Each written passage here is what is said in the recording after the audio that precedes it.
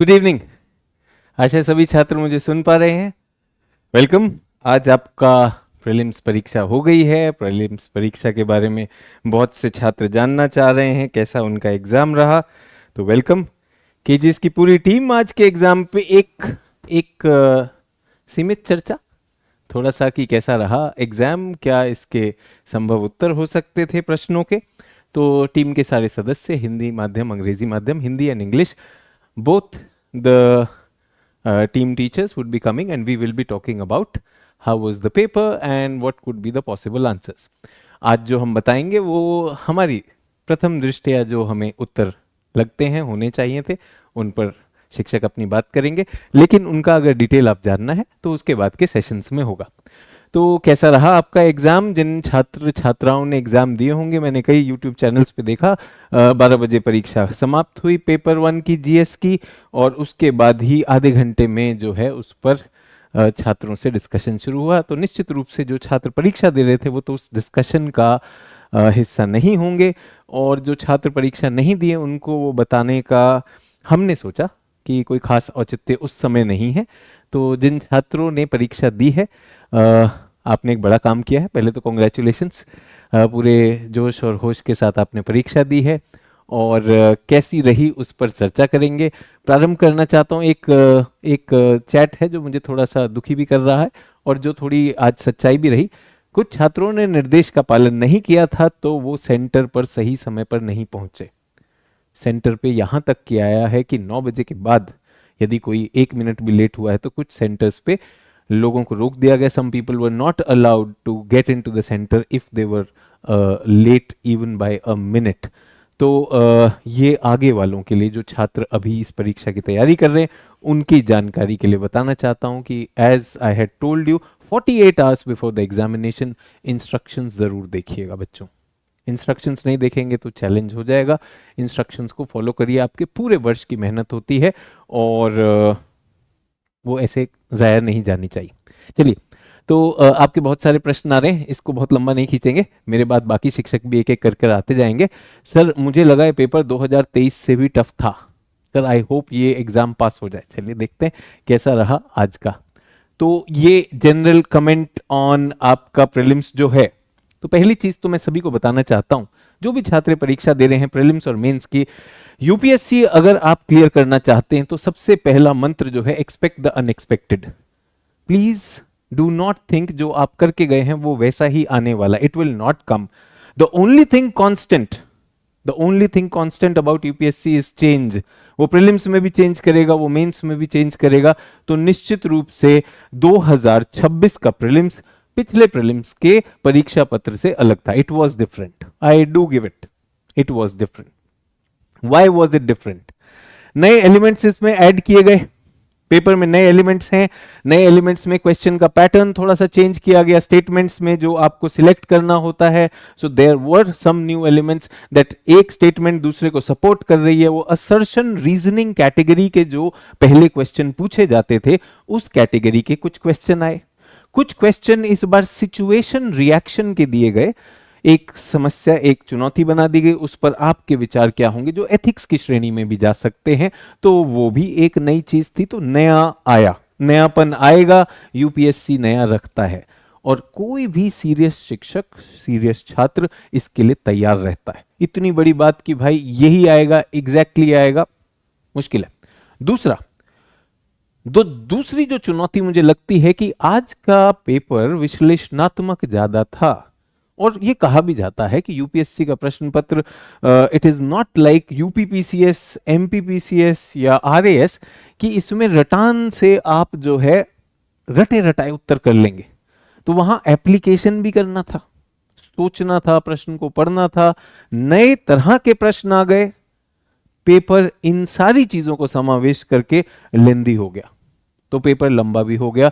तो time management, 3 चीजें मुझे ऐसी लग रही हैं जिस वजह से मेरा अपना आकलन यह है कि 2026 का जो ये पेपर था, ये 25 की दृष्टि से उतना सेम तो नहीं था, डिफरेंट था, और थोड़ा सा चुनौतीपूर्ण बढ़ा।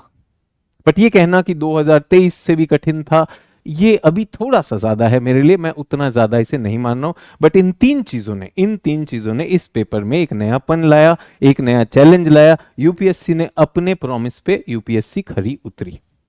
तो लेंदी था, ये था। अब आप में से बहुत सारे छात्र छात्राएं इस पे हैं कि सचिन सर ये तो ठीक है, कट ऑफ बताओ। अब कट ऑफ अगर मैं बता सकता तो बात ही क्या थी। कट ऑफ आपका दिल रखने वाली बात है, तो चलिए इसके लिए थोड़ा सा एनालिटिकल होते हैं। पिछली बार 92 थी, 92 थी, और मुझे लगता है कि ये पेपर डेफिनेटली लेंदी था इन सारी चुनौतियों की वजह से। एक तो नया था, इट वाज न्यू। सेकंड, बहुत से लोग जो रिटर्न आधारित गए उनके लिए चुनौती हो गया। एप्लीकेशन अप्लाई करना, आंसर वहां पे दिया नहीं हुआ था, आंसर आपको निकालना था तो उसमें समय लगता है, लेंदी है। तो मुझे लगता है कि 92 से नीचे जानी चाहिए, जो पिछली बार थी उससे नीचे जानी चाहिए। सर कितनी जानी चाहिए? सर मुझे तो लग रहा है इस बार 60 ही हो जाएगी कट ऑफ। ऐसा नहीं होगा, ऐसा नहीं होगा। 92 से नीचे ले जाते हैं, कितना आपको पसंद है? 85 की तरफ चलें? क्योंकि अगर आपके दिमाग में एक फिगर आएगी तो उस हिसाब से आप मेंस की तैयारी करेंगे। 92 से थोड़ा सा कम कर सकते हैं, 90 हो जाएगी। 90 से और आपका दिल रखने के लिए 85, 85 ठीक लग रहा है, सुनने में अच्छा लग रहा है। सर 85 में मैं तैयारी कर लूंगा। सर 92 तो बहुत ज्यादा है सर, 85 में कर लूंगा। तो सभी छात्रों को मेरे दिमाग में ध्यान दीजिएगा, लॉजिक से बता रहा हूं। अगर आपके 85 आपके हिसाब से आ रहे हैं तो मेरे ख्याल से अच्छा स्कोर है। 85 सर मेरे 85 नहीं 82 आ रहे हैं, सर मेरे जो हैं 80 आ रहे हैं। तो मैं आपको ये बताना चाहता हूं, चार सवाल हमारे पास थे जो सिचुएशन रिएक्शन है, जो सही हो भी सकते नहीं भी हो सकते, यूपीएससी पे छोड़ना होगा कि नहीं छोड़ना होगा। तो 4 सवाल का 8 नंबर का मार्जिन ऑफ एरर भी रख लेते हैं। 85 अंक में 8 नीचे 8 ऊपर चलेगा।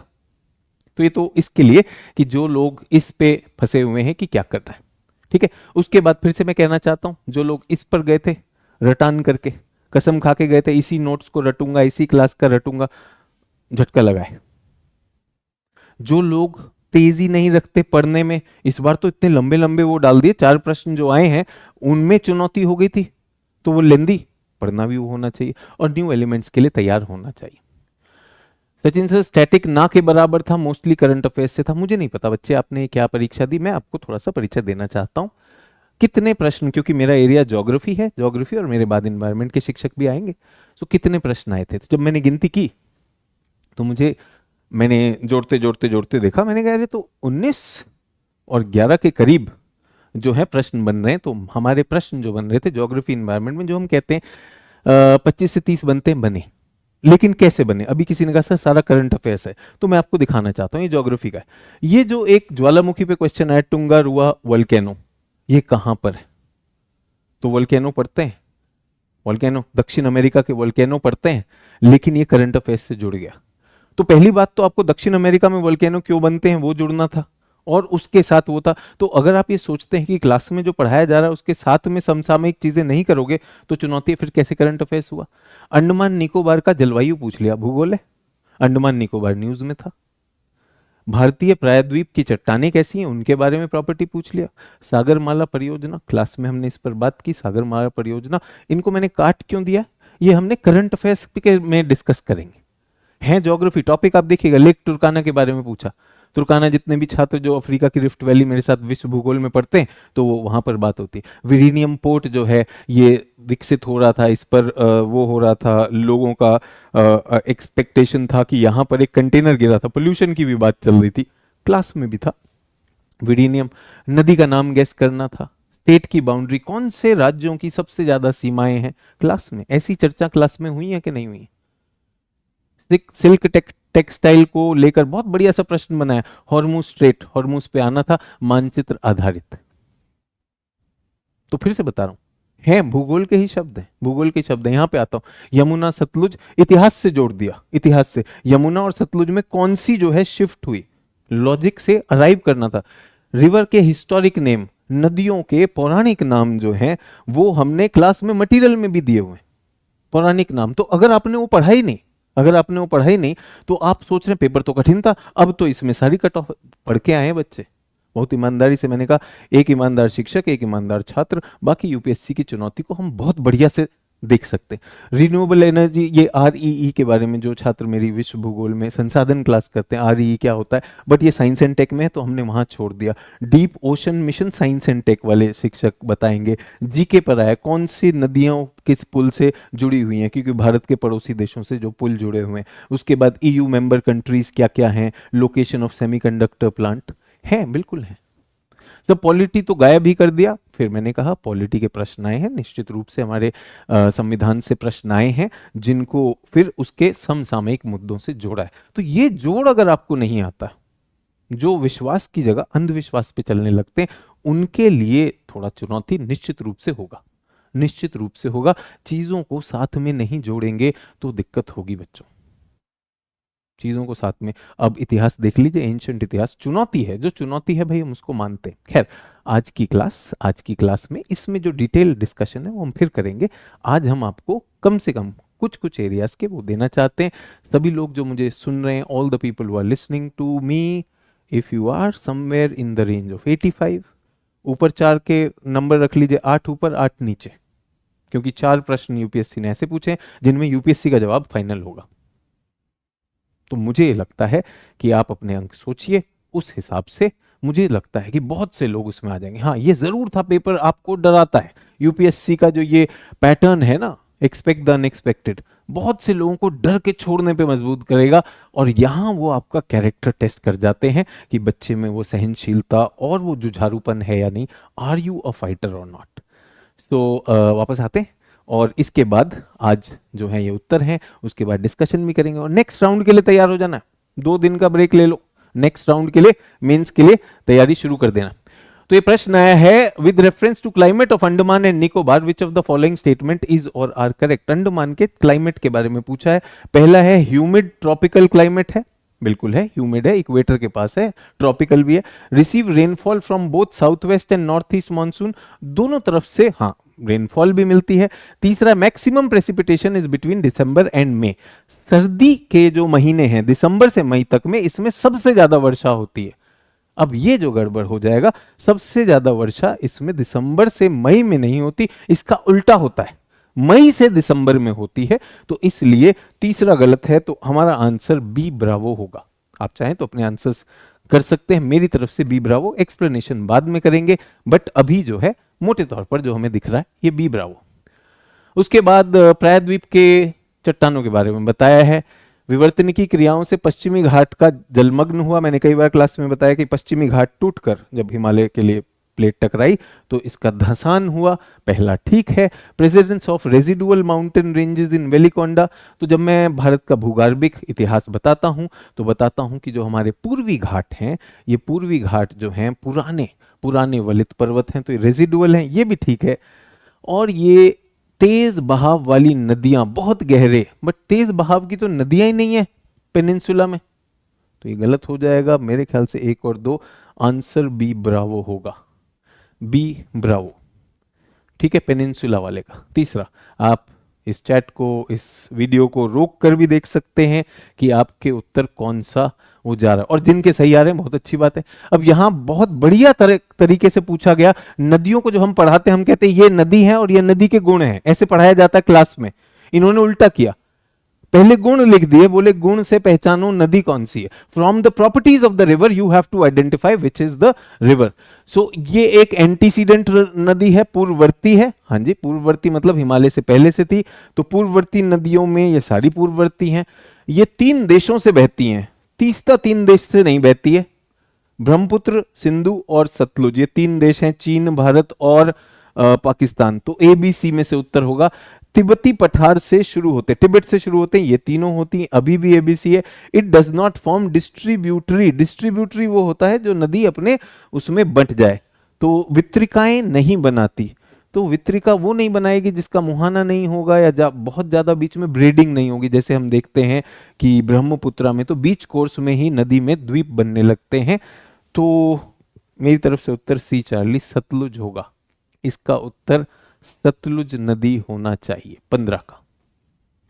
उसके बाद है ये तो बहुत ही क्लास में कई बार ये काम कराया जाता है कि कौन से राज्यों को की सीमाएं जो है किसकी सबसे ज्यादा, यहाँ ध्यान ये देना है सही नहीं है, which is not correct. Uttar Pradesh की सबसे ज्यादा राज्यों से सीमाएं हैं, ये बात तो सही है, ये बात तो सही है, तो ये करेक्ट है, तो ये नॉट करेक्ट पूछ रहा है तो एक नहीं आएगा।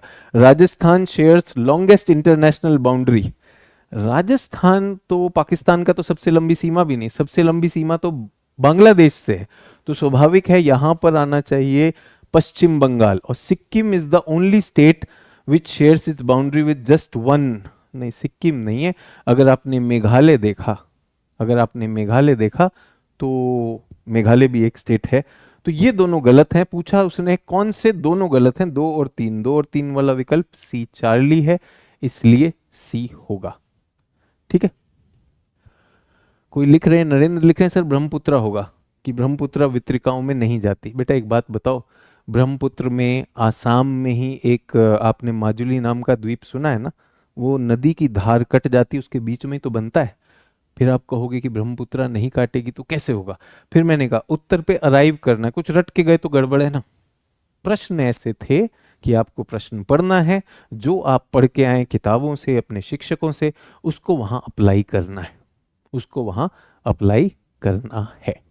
ठीक है, हाँ जी, ये बहुत बढ़िया सा एक प्रश्न मुझे लगा कि इन्होंने पहले ही आपको जानकारी दे दी, आपको डर लगे तो करंट अफेयर्स की जानकारी इन्होंने दे दी कि भारत को जो भारत का ईरी का रेशम जो है, इसको एक सर्टिफिकेट मिला, ओइको टैक्स सर्टिफिकेट। अब ये पता होना चाहिए करंट अफेयर्स में किसको मिलता है, तो ये गुणवत्ता के लिए होता है, सिल्क की गुणवत्ता, सिल्क के जो प्रोसेसेस होते हैं उनकी गुणवत्ता के लिए होता है। तो उन्होंने कहा ये मिल चुका है, आपको जानकारी दी, उसने आपको टेस्ट नहीं किया, बोला अगर ये सर्टिफिकेट मिल गया तो इसके क्या लाभ होंगे, इसके आप तात्पर्य बताइए। तो इसके तात्पर्य क्या होंगे, Indians exporters to compete high end market. भाई जब हमें सर्टिफिकेट मिला है बढ़िया गुणवत्ता का तो हम ज्यादा कंपटीशन में जाएंगे, सही लगता है। Confirm eerie silk meets international standard, ये मानक को मानता है तभी तो सर्टिफिकेट मिला होगा। कैच कहां था कि सर्टिफिकेट का मतलब क्या है। फिर से कह रहा हूं, रिस्क लेने वाले कुछ क्वेश्चन थे, ये एक ऐसा क्वेश्चन था, अगर आप पूरा नहीं भी जानते थे यहां रिस्क लेना था। अगर आपको स्ट्रेटेजी में मैंने आपसे कहा था, अगर आपके सिर्फ 60 क्वेश्चन हो रहे हैं, थोड़ा सा रिस्क लीजिएगा, थोड़ा सा रिस्क लीजिएगा ऐसे प्रश्नों पे, ताकि आप उसे 70 की तरफ तो ले जाएं। 60 बहुत कम हो जाएगा क्योंकि एक्यूरेसी फिर भी गड़बड़ा जाती है। तो इसका उत्तर मेरी तरफ से दोनों है, बोथ 1 और 2। ये हमारा 19 नंबर का उत्तर है, दोनों सही। उसके बाद ये हॉर्मुज से कौन सा, ये तो बिल्कुल मानचित्र के जैसे, इस बार एक चेंज आया, मानचित्र के बहुत प्रश्न नहीं पूछे है कि नहीं।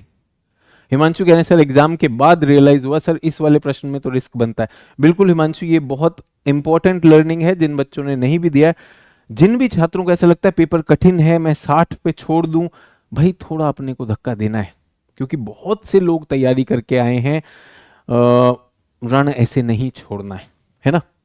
हाँ जी, तो हॉर्मुज के बाहर निकलना है तो जो भी फारस की खाड़ी में देश होंगे उनको ये यूज करना पड़ेगा। फारस की खाड़ी में बहरीन है, हमने मानचित्र में देखा है। सीरिया नहीं है, सीरिया मैंने कई बार आपको कहा कौन से देश भूमध्य सागर को छूते हैं, तो सीरिया नहीं है।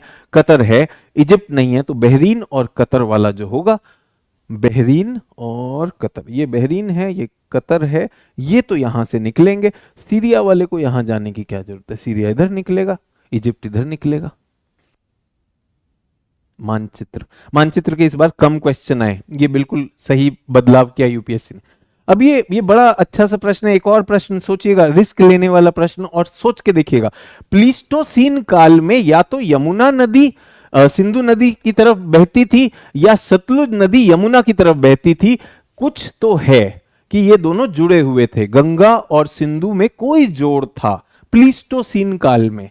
अभी प्रश्न पढ़ते ही मैंने कहा ये तो भूगोल का प्रश्न है, ये प्रश्न पढ़ते ही मुझे लगा ये भूगोल का प्रश्न है। जब मैंने उसके विकल्प देखे तो विकल्प ये थे, ऑप्शंस वाज नाड़ी सूक्ता ऑफ ऋग्वेदा, ऋग्वेद के नाड़ी सूक्त में लिखा हुआ है।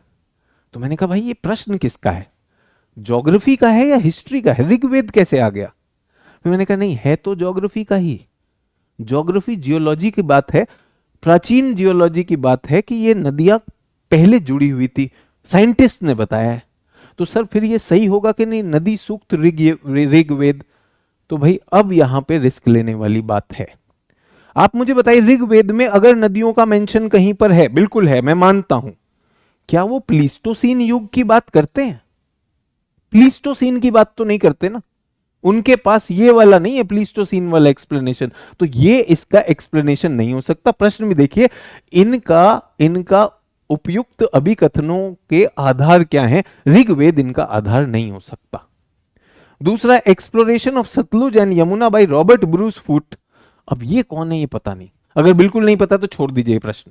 ये जीएसआई के जियोलॉजिकल सर्वे ऑफ इंडिया के जियोलॉजिस्ट थे, बट इन्होंने इस नदी पर काम नहीं किया था, तो कई बार नाम दे दिया तो आप वो करेंगे। सिर्फ एक ही लॉजिकल गेस यहां बनता था कि इंडस में और गंगा दोनों में डॉल्फिन पाई जाती सेम, जैसे आप देखते हैं कंगारू सिर्फ ऑस्ट्रेलिया में मिलते हैं, बाकी जगह नहीं मिलते, तो कुछ तो होगा जो उनको अलग करता है, इसीलिए नहीं मिलते। अब इसमें दोनों ही मिलती हैं, सेम स्पीशी मिलती है, तो हो सकता है पास्ट में कोई कनेक्शन हो, तो इसलिए केवल 3 मेरा उत्तर है इसके लिए, डी डेल्टा मेरे लिए सही है। अगर आपने रिस्क लिया था ठीक है, अगर आपको बिल्कुल ये नाम नहीं पता था तो नहीं लेना चाहिए था रिस्क, ये गड़बड़ हो जाता निश्चित रूप से। ऐसा नहीं कि हमने ऐसा कोई भी प्रश्न आपको पढ़ाया हो कि भाई भूगोल का शिक्षक जो है ऋग्वेद से आपको कनेक्ट करके दिखा रहा है, लेकिन यूपीएससी ने जोड़ा तो कम से कम हमसे हटा तो सकते ही हैं। मोना झा लिख रही है, सर मैं भी यही सोची थी, ऋग्वेद वाला, ऋग्वेद अपनी जगह पर सही लिख रहा है, लेकिन क्या उसको वैज्ञानिक आधार में प्लीस्टोसीन से जोड़ेगा? वो नहीं करेगा, वो नहीं करेगा। ठीक है, मोहित कह रहे हैं सर रिस्क लिया लेकिन रॉन्ग हो गया।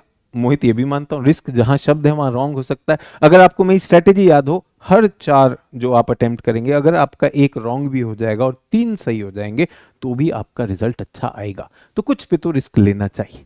चलिए, ये तो हमारी बुकलेट में लिखा हुआ है, वितस्ता नदी चिनाब, अरे चिनाब थोड़ी, चिनाब तो असिकनी होता है, वितस्ता नदी झेलम होता है, इन्होंने नाम पलट दिया। पौरुषनी रावी, हाँ ये ठीक है। ब्यास को तो बिपाशा कहते हैं, ये तो हमारी जुबान पर है, ये तो क्लास में भी हम करते हैं, ये तो बहुत ही आसान क्वेश्चन था, इसको जो छोड़कर आया वो बाकियों को पास होने के लिए छोड़ा है। अभी कहने सर ज्योग्राफी में एक भी गलत नहीं हो, बहुत अच्छी बात है। तो यहां पर मुझे लगता है पहले 2 का मैचिंग उल्टा कर दिया, वितस्ता झेलम होता है, अस्किनी ये होता है, केवल 3 सही है, 4 भी, तो केवल 3 वाला सी चार्ली इसका सही उत्तर होगा, सी चार्ली। ये डिस्कशन का डिटेल बाद में करेंगे, मेरे बाद दूसरे शिक्षक भी अपना एरिया खत्म करें। ये पहली बार प्रश्न पूछे भाई, अगर ये नहीं जानते हो, ये करंट अफेयर्स में रहते हैं, लेकिन ये इस बार के करंट अफेयर्स नहीं है, ये 2026 के करंट अफेयर्स नहीं थे, 2025 के नहीं थे, इनमें कुछ 2024 के भी थे, इनमें कुछ 2024 के भी थे। तो सेतुओं की बात हो रही है, मैत्री सेतु, इससे हम कुछ सीख सकते हैं इस प्रश्न से। ये जो मैत्री ब्रिज है ये फेनी नदी पे, ये सही है, Ramgarh of India and Sabroom of Bangladesh. हैरानी की बात यह है यूपीएससी ने बस एक छोटा सा खेल खेला, जो वो खेलते रामगढ़ बांग्लादेश में और सबरूम इंडिया में है। तो वहां पे थोड़ा सा वाक्य में शब्दों को बदल के हमसे गलती करवाई, ये नहीं आता तो छोड़ना था, ये कठिन वाला है बच्चों, पिछला वाला कठिन नहीं था, बिपाशा नदी वाला, इसे नहीं छोड़ना था और ये छोड़ सकते थे। झूला घाट भारत और म्यांमार को जोड़ता है, नहीं भाई, झूला घाट मशहूर पुल है, मशहूर ब्रिज है भारत और नेपाल में, अंग्रेजों के टाइम से बना हुआ है, अंग्रेजों के टाइम से बना हुआ है, तो ये भारत और नेपाल को जोड़ता है। दूसरा भी खत्म हो गया। मेची ब्रिज जो है ये पानी टंकी बाईपास को इंडिया और नेपाल को जोड़ता है, ये ठीक है, तो ओनली 3, बट ये फैक्चुअल था, नहीं आता, यहां गैस नहीं करना था, तो ये सी आने वाला था, सी मतलब ओनली 3, इसका आंसर है डी डेल्टा, ओनली 3। चलिए, उसके बाद क्या है, कनेक्टिविटी प्रोजेक्ट, तो ये भारत जो है आसियान की तरफ देख रहा है। देखिए बहुत सुंदर सा प्रश्न है, इसमें देखिएगा लॉजिक किस तरह से लगाना था, ये मानचित्र को ध्यान में रख के। कालादान प्रोजेक्ट मैंने कई बार बताया कि भारत से म्यांमार को जोड़ता है, भारत म्यांमार का कालादान प्रोजेक्ट है, म्यांमार के बाद आसियान के देश आते हैं, तो ये तो निश्चित रूप से भारत का आसियान की तरफ कालादान होगा। IMT, अगर आप IMT का मतलब नहीं जानते तो गड़बड़ है, I India, M for Myanmar, T for Thailand, भाई ये भी सही है। लॉजिक लगाना है कि भाई कौन से देश उधर है, इसीलिए तो मानचित्र दिखाते हैं। ये जो था अगरतला अखौरा रेल लाइन, अब ये अखौरा जो है बांग्लादेश में, अब सोच के देखिएगा, बांग्लादेश आसियान को नहीं जोड़ता है, ये बिम्स्टेक को तो जोड़ रहा है, आसियान की तरफ नहीं जा रहा है। तो ये जिसके दिमाग में मानचित्र था, कालादान वो जानता था, IMT समझता था काम बन जाएगा, लेकिन ये गड़बड़ है। तो इसका उत्तर 1 और 2 होगा, ए अल्फा। ए अल्फा कालादान प्रोजेक्ट ये सेमीकंडक्टर, ये मैंने ज्योग्राफी में इसलिए डाल दिया, ऐसा नहीं है ज्योग्राफी का था। ये बहुत ही अजीब सा प्रश्न था जो मुझे लगता छोड़ना पड़ेगा। हम इंडस्ट्री कराते हैं, भारत का उद्योग कराते हैं बच्चों, और उस भारत के उद्योग में हम अक्सर एक काम करते हैं कि भारत के उद्योग के जो लीडिंग कंपनीज हैं उनके लोकेशन, ये प्राइवेट सेक्टर कंपनियां हैं, ये भारत के सेमीकंडक्टर मिशन से उठाई हुई प्राइवेट सेक्टर कंपनियां हैं, और उसके बाद पूछा उनका लोकेशन। निश्चित रूप से कठिन है, कोई गैस नहीं कर सकते, कोई गैस नहीं कर सकते। समझना है किसे छोड़ना है, किसे पकड़ना है, किसे छोड़ना है। तो मैं निश्चित रूप से कह रहा हूं, वो जो 92 कट ऑफ था वो पिछली बार ज्यादा था, उससे नीचे जाएगा, बट कितना जाएगा बिल्कुल वो है। तो यहां पर CG power industrial solution Gujarat में, टाटा सेमीकंडक्टर आसाम में, HCL फॉक्सकॉन मध्य प्रदेश में, 6M ओडिशा में। मुझे भी नहीं आता था, लेकिन जब मैंने यहाँ पे पढ़ा कि कौन सा सही मैच नहीं है, क्योंकि मैं इस क्षेत्र में रहता हूँ, दिल्ली NCR में, नोएडा में, तो मुझे याद था कि यहीं पर ग्रेटर नोएडा में इन लोगों ने एक हस्ताक्षर किया था। तो ये मध्य प्रदेश नहीं, ये उत्तर प्रदेश होगा। सिर्फ मेरे अनुभव से मैं इसको समझ पाया, जिनका अनुभव नहीं है वो गलत हो जाएगा। इसमें आंसर सी होगा, ये करेक्टली मैच नहीं है, ये उत्तर प्रदेश के ग्रेटर नोएडा में ये हुआ था। फिर से बताया, क्लास में रटे रटाए आंसर UPSC में बहुत कम अवसर देंगे हमें पास होने के लिए, लेकिन अगर हम जो भी पढ़ के गए, क्लास से पढ़ के गए, किताबों से पढ़ के गए, उसको थोड़ा सा रखकर जोड़कर अगर उत्तर पर पहुंचेंगे तो बहुत अच्छा उत्तर आ जाएगा। तो सभी छात्र, मेरी बहुत बहुत शुभकामनाएं। जिन छात्र छात्राओं ने परीक्षा दी, एक बहुत बड़ी लर्निंग है हम लोगों के लिए कि भाई ये गलती नहीं करनी है कि जो निर्देश दिए हुए टाइम से सेंटर पे पहुंचना। अगली बार कुछ लोगों का बहुत ही दुखद घटना है कि उनको एग्जाम नहीं देने दिया। आपने देखा बीच में कई एग्जाम में पर्चे लीक हो जाते हैं, तो UPSC ने बहुत कड़ाई भी रखी है और इसको अच्छे से सुनिश्चित करने के लिए नियम का पालन करवाया है। तो नियम पे ध्यान दीजिएगा। पेपर मेरी नज़र में भी लंबा था, नया था, उसमें कुछ नवाचार भी किया गया और आपको आंसर डिराइव करने थे, लेंदी हुआ। आपको जो डर लगा उसमें बिल्कुल जायज था, सबको लगा, सबको लगा। अब हमें मोटे तौर पर यह रखना है कि उससे नीचे जाएगी कट ऑफ। आपका दिल रखने के लिए हम 85 पे रुके थे और 85 पे भी हम 4 क्वेश्चन का अप और डाउन दोनों तरफ रख रहे हैं। ठीक है, तो जोश बना हुआ है कि नहीं बना हुआ है? हिंदी माध्यम के छात्रों का डिस्कशन अब मेरे बाद शंकर झा सर आएंगे, एनवायरमेंट लेकर आएंगे, और अंग्रेजी माध्यम के लिए राजवर्धन सर अभी आएंगे। बहुत बहुत धन्यवाद, बहुत सारी शुभकामनाएं। मेंस के लिए जल्दी तैयार होंगे, एक ब्रेक ले लीजिए थोड़े समय का। और अगर आपका पेपर बहुत अच्छा नहीं हुआ है तो हौसला नहीं तोड़ना है, 2 दिन ब्रेक लो, कुछ नहीं, अपने शिक्षकों तक पहुंचिए, जो आपको चिंता हो रही हमसे बात करिए, हम आपके लिए साथ में तत्पर हैं। बहुत बहुत धन्यवाद, खूब ख्याल रखिए, ऑल द बेस्ट, जय Hind.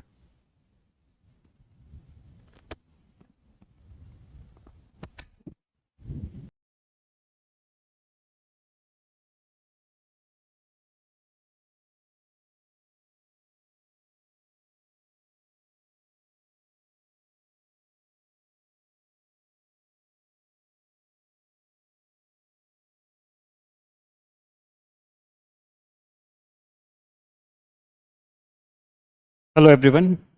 So we will be discussing about environment and ecology questions, right? So before we start environment and ecology questions, how were the questions? First of all, how were the questions? Questions were on tougher side, right? Because see, if you see paper after those 2 hours, then you may say that questions were manageable.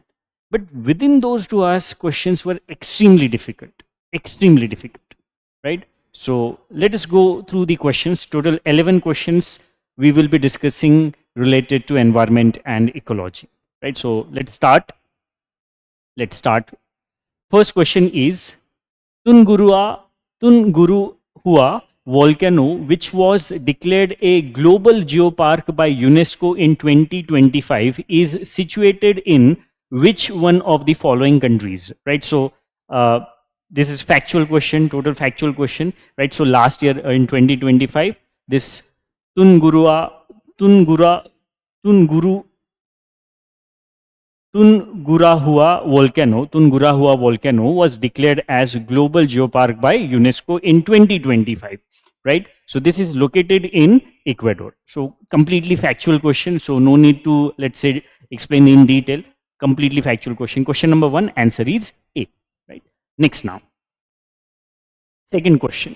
With reference to Madhav National Park. Now, see, these kind of questions you should be able to mark correct, right? Though again, relatively tough only, but still these kind of questions you should be able to mark, right? So with reference to Madhav National Park, which of the following statements is are correct? First statement is it was declared as a tiger reserve in India in 2025. This statement is a correct statement.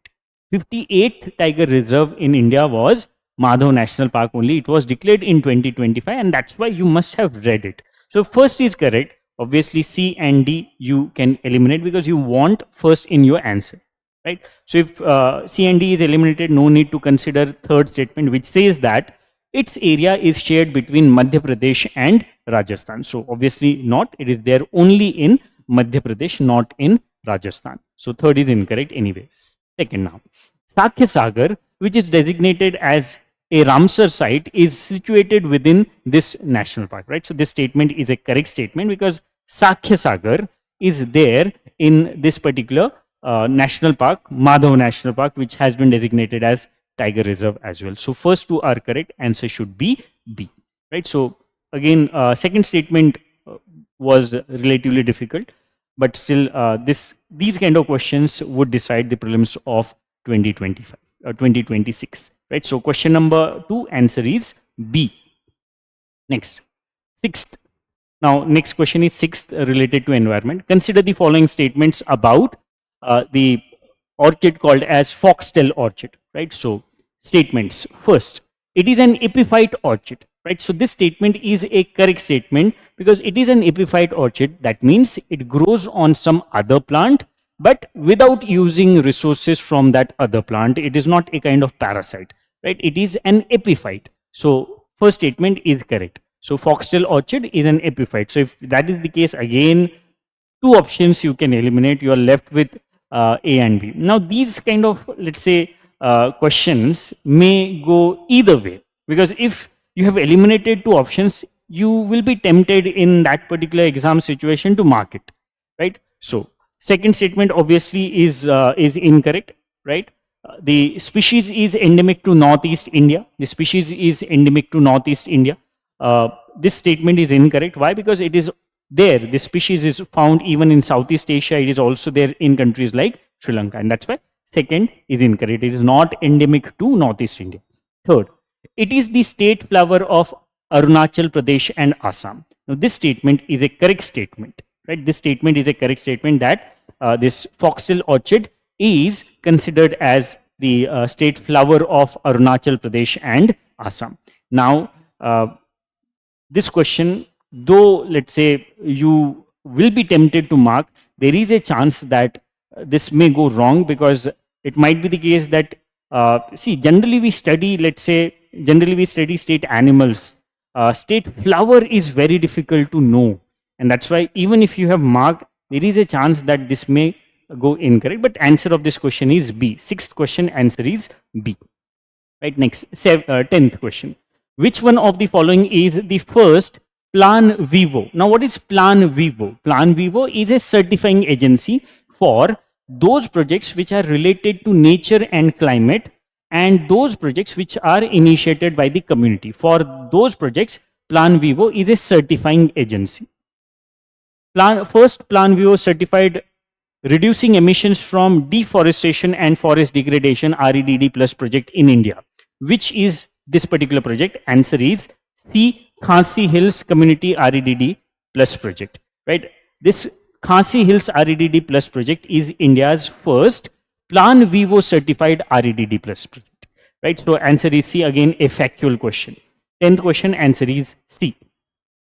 Next, 11th. Now these kind of questions must have, let's say, these kind of questions make this paper even more difficult, right? See, if you see this paper right, this question right now, you might say that what is there in this particular this question, it's relatively easy. But during that particular, let's say, exam hall situation, pressure situation, it looks difficult because the length of question itself is frightening, right? So let's consider the statements. Consider the following statements with reference to India's response to climate change, right?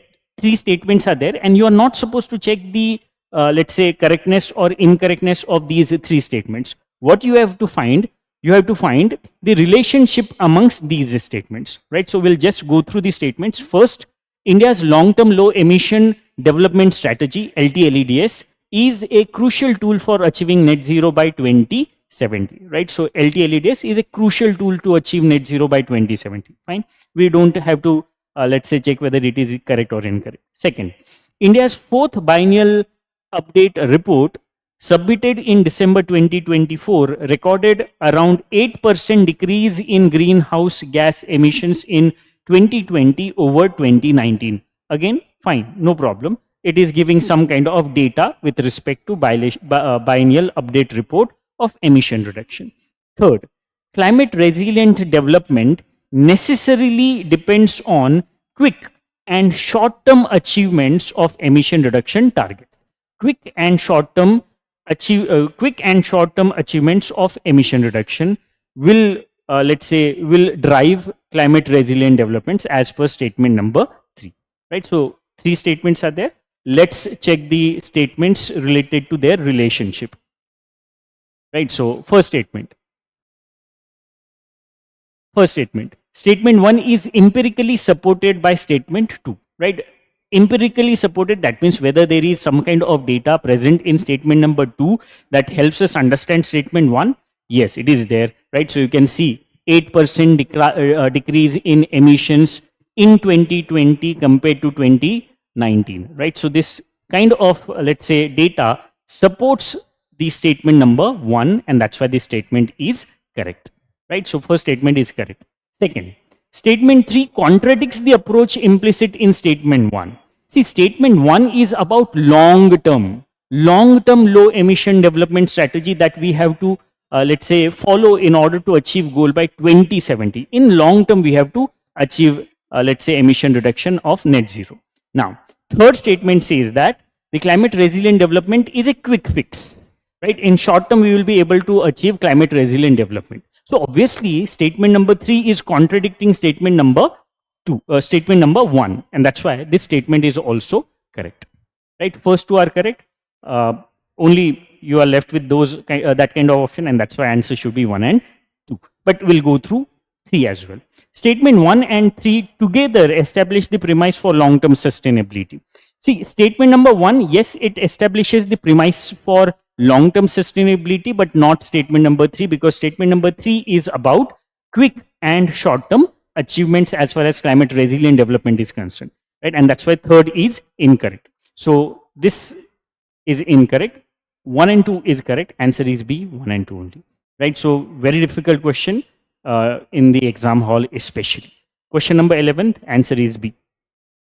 12th, with respect to the Western Hullock gibbon, which of the following statements are correct, right? Hullock gibbon, only ape species in India that we have in northeastern India, right? So first, a sanctuary in northeast India, Hollangapar Gibbon Sanctuary in Assam, a sanctuary in northeast India is home to this ape species listed as endangered in the IUCN's red list, right? So this statement is correct statement because Western Hullock gibbons are endangered and they are there in a Hollangapar Gibbon Sanctuary in the state of Assam, right? So first statement is correct. Second, they have specialized brachiation and can easily swing between trees, right? So they are arboreals, and for arboreal adaptability, they have this kind of specific, let's say, feature, brachiation, that allows them to swing from one branch to another, right? So this statement is also correct. First and 2 are correct. Obviously, answer should be B, right? So third statement, they possess a strong and heavy build like gorillas, yet are remarkably agile tree climbers. No, this is incorrect. Why? Because if you see these Western Hullock gibbons, they are very, let's say, relatively smaller compared to gorillas, and that's why they are not strong and heavy built like gorillas. So only first two are correct. Answer is B. 12th question, answer is B. Next, 13th. Which of the following best explains the rationale for protecting mangrove ecosystem in the context of climate resilience? Right. So why mangroves should be protected? Why mangroves ecosystem should be protected? First, mangroves reduce tidal energy and store fresh water, making them ideal sites. Now, these kind of words in the statement should, let's say, alert you. Making them ideal sites for paddy cultivation in saline estuarine belts. This is incorrect. This is incorrect. Why? See, mangroves are not ideal sites. Even they are not sites for carrying out paddy cultivation because they have highly brackish water. Right? Salinity is very high in these areas, and that's why they cannot be used for, let's say, paddy cultivation. Forget about the ideal sites. They are not even sites for paddy cultivation, right? And that's why first statement is incorrect. Second, so if first is incorrect, you can eliminate these two. You're left with C and D. Third statement is anyway correct, but we will go through both these statements. Second, they're salt sensitive roots. Now, do they have salt sensitive roots? No. These are mangroves. Mangrove species are halophytes. That means they are adapted to the saline water condition, and that's why they are not sensitive. Had they been sensitive, it would have been difficult for mangroves to grow in those salt water conditions, and that's why, again, this is incorrect, right? But we'll go through the entire statement. Their salt sensitive roots filter seawater, making mangroves key to converting coastal land into freshwater aquaculture zone, right? So this is far-fetched thought that mangroves will be converted into, let's say, freshwater aquaculture zone. No, this is incorrect, right? First two are incorrect. Only third is correct. What third says? By withstanding tidal surges and offering biomass resources, mangroves function both as natural bioshields and livelihood basis for rural community. This statement is a correct statement, and that's the answer of this question is D, 3 only, right? Question number 13th, answer is D, 3 only. Next now. 17th question. Which of the following statements with regard to arrival of Amur falcons at Doyang Lake in Nagaland each year from Mongolia are correct? Right, so Amur falcons come to Nagaland in Doyang Lake from Mongolia. They are migratory species. First, it showcases how sustained local conservation efforts can contribute to the arrival and protection of international migratory birds, right? So this statement is a correct statement. Why? Because in those areas, right, so in northeastern states, especially states like Nagaland, earlier communities used to kill them for their meat. But with, let's say, awareness generation, community-led conservation initiatives were started, and that has helped to make sure that this particular site of Doyang Lake in Nagaland, let's say, emerge as a site for the Amur falcons, right? So first statement is correct. If first is correct, you can eliminate C and D. Now, if you eliminate, you will be, let's say, tempted to mark, right? You will say that, okay, I have, let's say, eliminated two options. Let me take a chance. Now, this may go either way, right? If you have, let's say, see, this year it is more about chance. This year it is not about preparation. This year it is more about chance. It is more about luck that you say, right? So it is these kind of questions that will make it more about chance. Second statement. It reflects the global success of advanced tracking technologies that guide migratory birds back to their stopover sites. No, they have their own navigation. They are not dependent on these advanced tracking technologies, right? Second is incorrect. Third, it confirms the Amur falcons have adopted to permanent residency. They are arrivals. They are coming to this particular area. They are migratory species. How they will be permanent residents of this particular area? Incorrect statement, right? So only first is correct. Answer is A, 1 only, right? So 17th answer is A, 1 only. See, these kind of logics you can apply only after those 2 hours, and that's why after those 2 hours it may be the case the question, you may see that, okay, question paper is something different than we have seen it in those 2 hours, right? So again, what matters is those 2 hours, not the, let's say, discussion that happens after those 2 hours, right? So 17th answer is A. 18th, which among the following is are the objectives of the Renfed Area Development Initiative under the National Mission for Sustainable Agriculture, right? So this Renfed Area Development Initiative is under National Mission for Sustainable Agriculture, right? So statements: first, encouraging monoculture in rainfed areas. If monoculture is encouraged, that rainfed area will become, let's say, a kind of desert, right? It will go in the path of desertification, and that's why it is incorrect, right? If you want to carry out sustainable agriculture, monoculture is not the option. Second, increasing rice cultivation in irrigated region, right? So again, if rice cultivation is encouraged in this rain-fed area, it will again reduce the availability of water. Again, it is a path towards desertification. So first two are incorrect, and that's why answer has to be D. D, that is 3 only. It says enhancing productivity and minimizing climate risk through integrated farming systems, right? So third statement is a correct statement. 18th, third statement is correct. Next now, 92. Which of the following statements is in relation to Nirantar?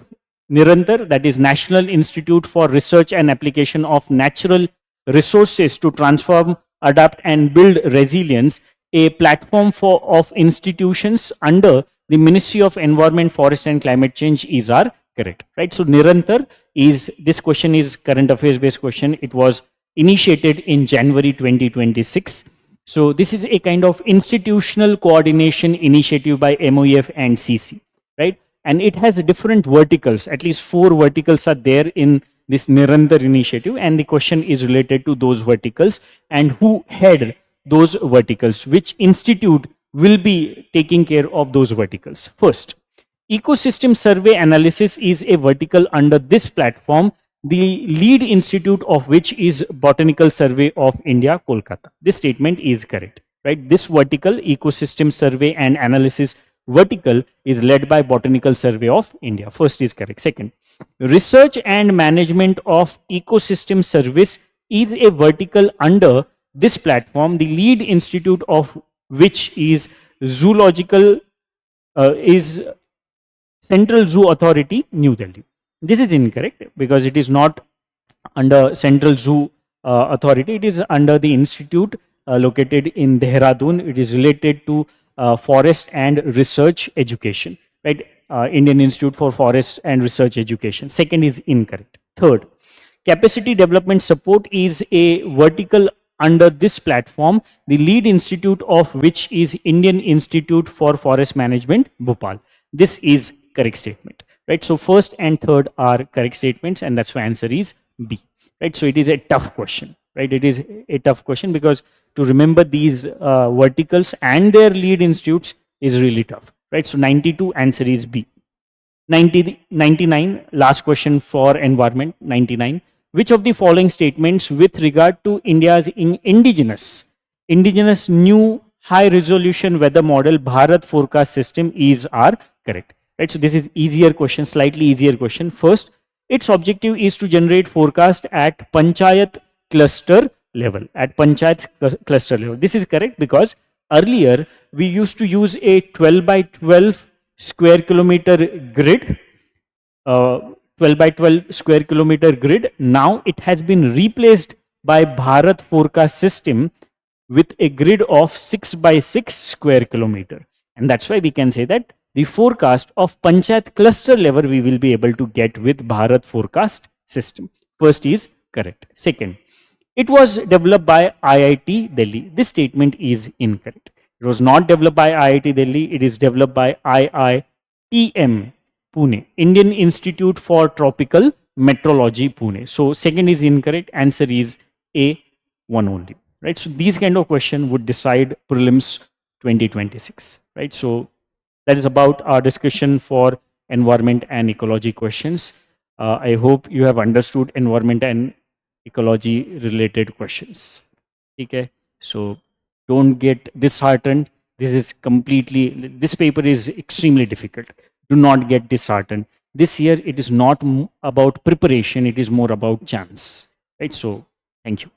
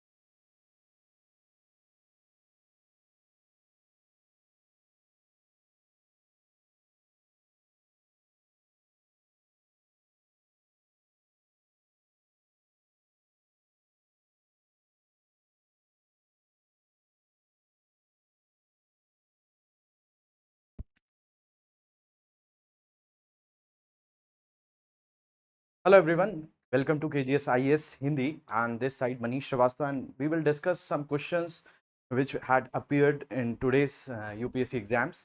So we will do the detailed discussion about those questions which appear from the current affairs sections. So good evening everyone, and we will try to find out the depth of the questions, what they are asking and how to approach those questions. So let's start. So, as you know, there are several questions which are associated with current affairs parts. We will focus mainly on those parts, and we are taking the set C here. We are solving the set number C, and as per that, whatever the questions that are related with the current affairs segment, I will try to make you aware about those sections. Good evening, everyone.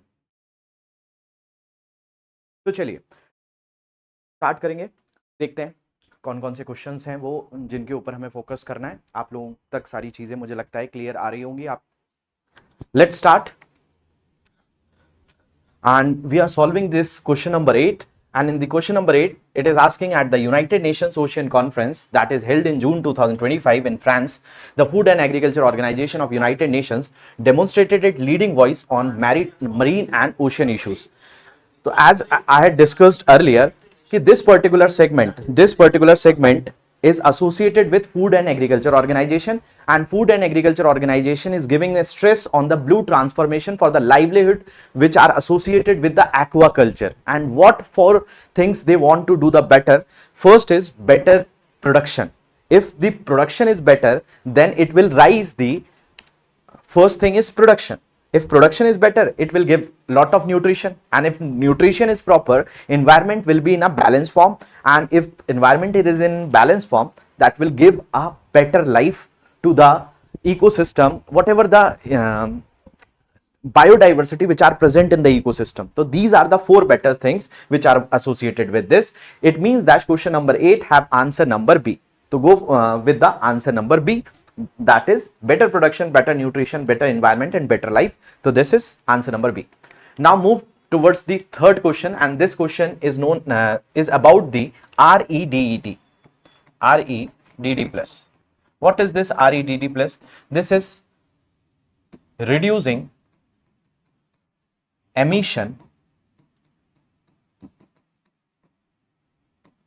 emissions from deforestation and forest degradation.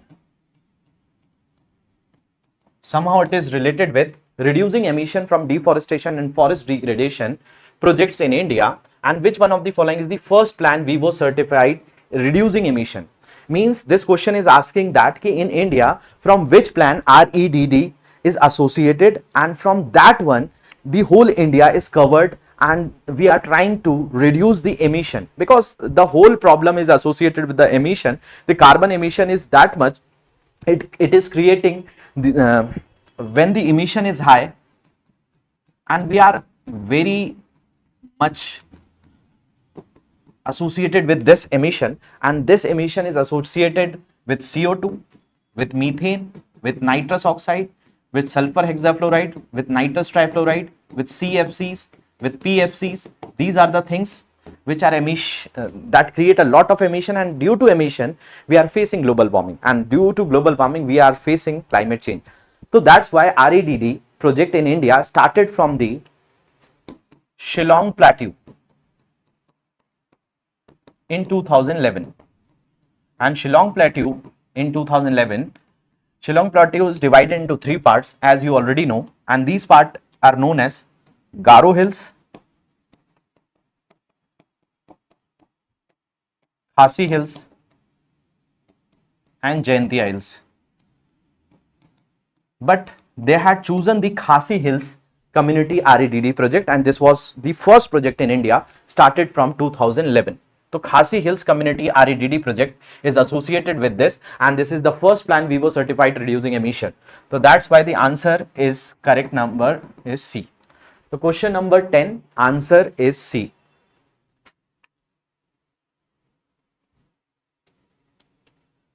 Okay.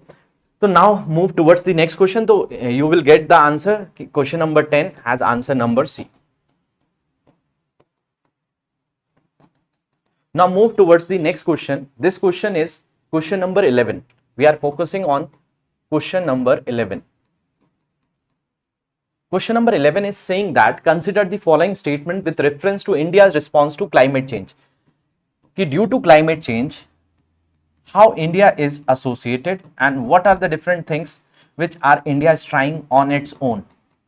Because in 1995, when the Conference of Parties organized in Berlin, or COP number 3, that is associated with Kyoto Protocol, India is the integral part of it, either in COP 2021, which was held in Paris. India is the integral part of this. So what are the different things which India is doing to curb the climate change? That is the particular thing that asked in this question. And we have three statements. We will go through each statement very carefully, and then we will discuss these statements, and basis on those statements we will move towards what is the correct answer. First statement is India's long-term low emission development strategy is a crucial tool for achieving net zero emission by 2070. As you know, we have already was a signatory body for the Paris Agreement that was held in 2015, and after that we are also the part of the Kigali Agreement. On those agreements we have ratified the things which are associated in the agreements, and we are trying to curb the carbon emission from India, and for that we are doing lot of things. But whatever the target we want to achieve, we are doing in a format named as Panchamrit. So under Panchamrit, what we are doing? So first thing is we want to do our carbon emission, net zero carbon emission by 2070, which was given in the statement number first. So India's long-term low emission development strategy is crucial tool for achieving net zero emission by 2070. As you know, Bhutan is already a carbon negative nation, but India is a carbon surplus nation. So till 2070, we will reach towards that point where net zero carbon emission will reach by 2070. So this statement is absolutely correct. Next statement is India's fourth biennial update report submitted in December 2024 recorded around 8% decrease in greenhouse gas emission in 2020 over 2029. Means in the fourth biennial update report, whatever the report had created, there is a clear cut thing is present that India is trying to curb carbon emission. As we are moving toward the solar energy, clean energy, these are the things which are associated in our daily life. So it means that India is doing something to curb this carbon emission. So in the fourth report of biennial update report that was submitted in December 2024, around 8% decrease in greenhouse gas emission is recorded in 2020 over 2019. Means whatever the carbon emission we are doing in 2019, and from the next year 2020 we had decreased it to 8%. It means that this is the also correct statement. So first and second are the correct statement. Third statement is saying that climate resilient development necessarily depends on quick and short term achievements of emission reduction targets. Means if we do some small changes or very quick changes for short term, if we are doing the short term things, it will never curb the carbon emission, because whatever the things we are facing today is due to the industrial revolution which was held in the 18th century. If something is happened in the 18th century that will create a chaos in our daily life, it means that it have a long term impact, and if we want to curb it, we have to do a long term solution, not for the short term solution. So it means that the statement number 3 is incorrect. First two statements are correct. So it means that basis on these, here is a statement written that which of the following relations among the above statement are correct. Statement 1 is empirically supported by statement 2. This point is absolutely correct. There is nothing wrong in this segment when we are watching it. Second is statement 3 contradicts the approach implicit in statement 1. So this statement is absolutely incorrect. So that's why whatever the thing given in the second statement is correct. And the third statement saying that statement 1 and statement together establish the premises for long-term sustainability. No, these are individual things. We are trying for 2070 and 8% decrease is just a matter of time. In 2019, whatever the VR emission is there, we had reduced it in 2020. So this statement is not correct. So here 1 and 2 is correct. So now go to the answer number B, means the statement 1 and statement 2 are correct. Basis on this statement is not correct. The correct answer for the 11th question is B. Now move towards the next question. This is question number 17. Under question number 17, what they are asking, which of the following statement with regard to the arrival of Amur falcons? Amur falcons are the birds which move a long distance, more than 22,000 kilometers of distance they are traveling. They are traveling from Siberia and reaching India, and from India they are also moving towards the South Africa. So we are talking about a bird, Amur falcon, that is considered as a migratory birds. Why birds are moving? Because birds are also warm-blooded animals as like the humans. Whatever the temperature is outside, it doesn't affect our body temperature. Our body temperature is always constant. Like we have 37 degrees Celsius temperature. That's why if summer is temperature is 45 degrees Celsius, then also our body temperature maintains on 37 degrees Celsius. If outside temperature is -10, then also our body temperature will be on 37 degrees Celsius. So we are warm-blooded animals. So as humans have a lot of resources to fight with the climate, but birds don't have any kind of facilities. That's why they migrate from one place to another. About the Amur falcon, they move a lot of distance. They travel a lot of distance, around 22,000 kilometers. So about this particular Amur falcon, this question arises with saying that which of the following statements with regard to the arrival of Amur falcon at Doyang Lake in Nagaland each year from Mongolia are correct. Means these birds move from Siberia and then reach Mongolia, and through Mongolia they are reaching India in the Nagaland, and mainly Nagaland, when we are seeing them in Nagaland, which area they reach. So here is a lake named as Doyang Lake. So Doyang Lake is a place where these birds usually reach. So Nagaland each year from Mongolia, and they have given 3 statements. So we have to analyze those statements and we have to reach towards the correct statement. So as we are seeing that, the first statement shows that it showcases that how sustained local conservation efforts can contribute to the arrival and protection of international migratory bird. This is a migratory bird, and we are doing a lot. We are doing some sustainable things. That's why these birds each year reach towards the Doyang Lake. So it shows there that the sustained local conservation means the local people of the Nagaland is doing a tremendous work. That's why these birds each year reach this place. So this statement is absolutely correct. If this statement is correct, C is also incorrect and D is also incorrect. So we have to eliminate these 2 things. Second statement reflects the global success of advanced tracking technology that guide migratory birds back to their stopover sites. Any technology will never help migratory birds. Migratory birds are traced by humans.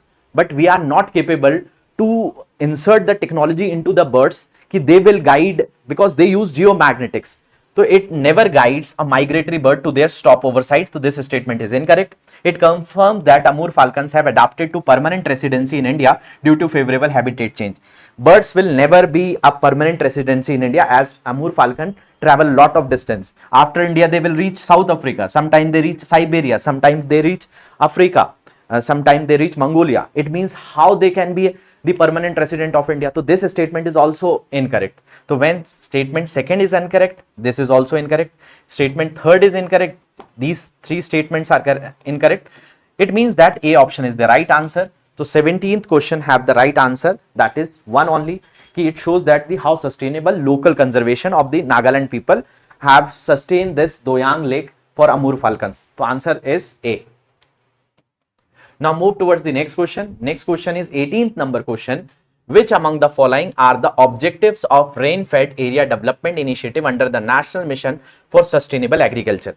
And for sustainable agriculture, Rain-Fed Area Development Initiative. Rain-Fed Area Development Initiative is that particular thing in which they don't focus on irrigation things. They just focus on the rain-fed areas. If rain is ample amount of rain is there, that will create the agriculture or the farming suitable for those places. So first thing is encouraging monoculture in rain-fed area. They never encourage monoculture. They promote the diversification of the crops. So they never promote this particular thing. So first is incorrect. First is incorrect. So A and B are incorrect. Increasing rice cultivation in irrigated region. This is also incorrect. They promote the increasing rice cultivation in rain-fed area, not in the irrigated area. That means second is also incorrect. Second is also incorrect. It means that only 3 is correct.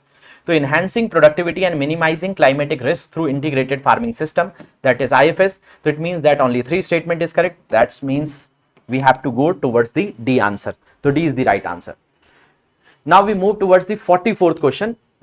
It is associated with current affairs. And which one of the following best describe the key objective of India's open network for digital commerce initiatives? Let very clear. India has initiated this open network, ONDC, open network for digital commerce, and the main purpose of launching this particular initiative is to kill the monopoly. Like several big companies, like in the e-commerce segment, we are seeing a big giants like Flipkart. Earlier Flipkart is there, then Amazon had taken place. Like those big players don't kill the whole market. So that's why we had created open network for digital commerce. So in the first statement, they are saying that to allow government control over digital commerce transaction, no. To replace private e-commerce players, no. To break the dominance of large e-commerce platforms by enabling interoperability across network. So C is the right answer. That is the main purpose behind the launching of India's open network for digital commerce, to break the dominance of these big players and play a healthy competition, as well as don't create a kind of monopoly for those big players. That's why. And in the fourth statement, to mandate UPI based payment for online transaction, NPCI is there, and so they don't have any kind of interference in that. So NDC is to break the dominance of large e-commerce platforms by enabling interoperability across network. So it means that C is the right answer. Now we will move towards the next question. Next is 45th number question. 45th number question is comparing the UPI, that is Unified Payment Interface, with digital rupee. So we have to find the incorrect statement, because they are saying that which one of the following statement about Unified Payment Interface and central bank digital currency, that is digital rupee, is not correct. So there will be 3 statements which will be correct and 1 will be incorrect, and that we have to choose. In the first statement, they are saying that UPI is a real-time payment system. Anywhere you do the UPI, it is a real-time payment system, but digital rupee is akin to sovereign paper currency. So it is a digital currency which will automatically transfer from one person to another person on their will. तो this statement is absolutely correct कि UPI is a real time payment system, but digital rupee is akin to sovereign paper currency. In the next statement, they are saying that in case of UPI, settlement for end users happen instantly as the money gets immediately debited or credited, but in case of digital rupee, there is no settlement as the wallet balance get transferred to another wallet. So there is no settlement kind of things, as you are already paying a lot of payments for the UPI. So there will be a settlement thing. Sometimes payment got failed, so it got refunded into your account or onto the somebody else accounts.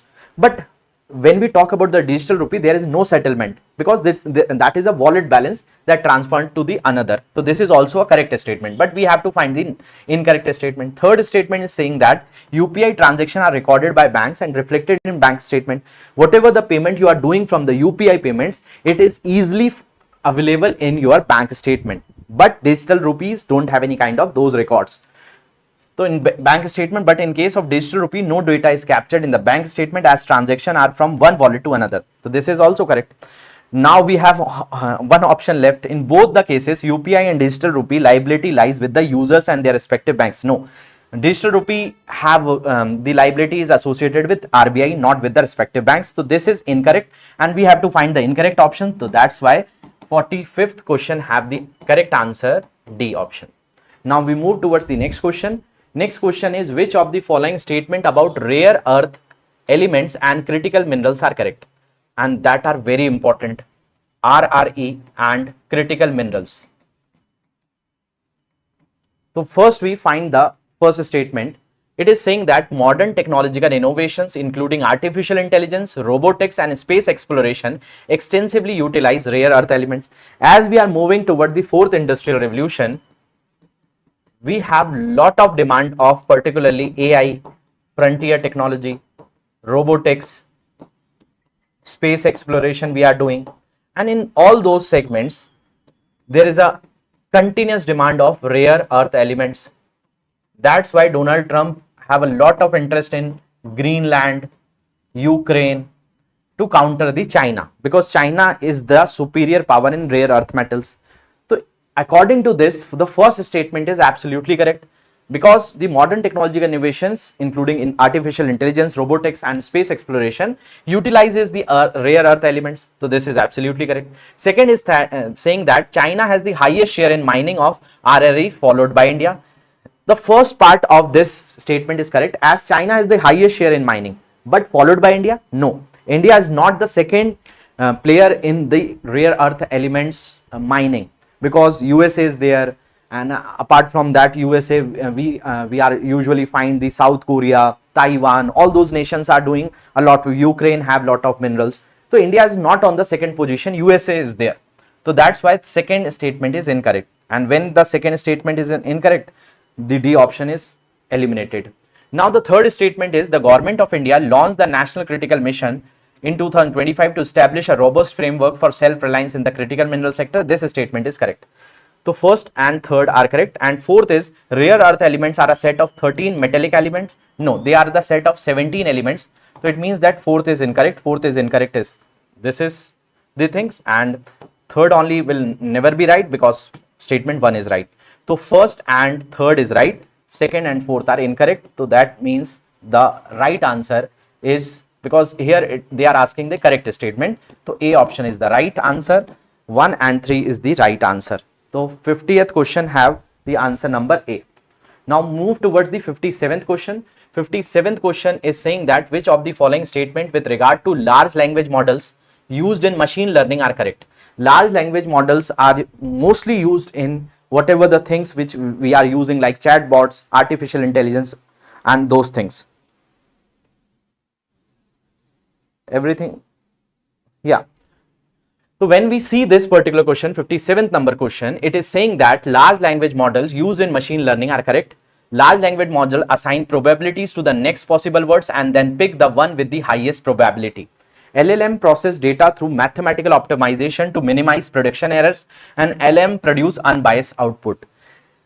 First thing, just note down it, कि whenever a large language model is used, it depends on the data. Whatever the data it have, it will create the output as per the data. If that data is associated with some kind of ideology, then the result will be also associated with those ideology. Means artificial intelligence can be biased because it is associated with the data, and if the data is biased, then the answer will be biased.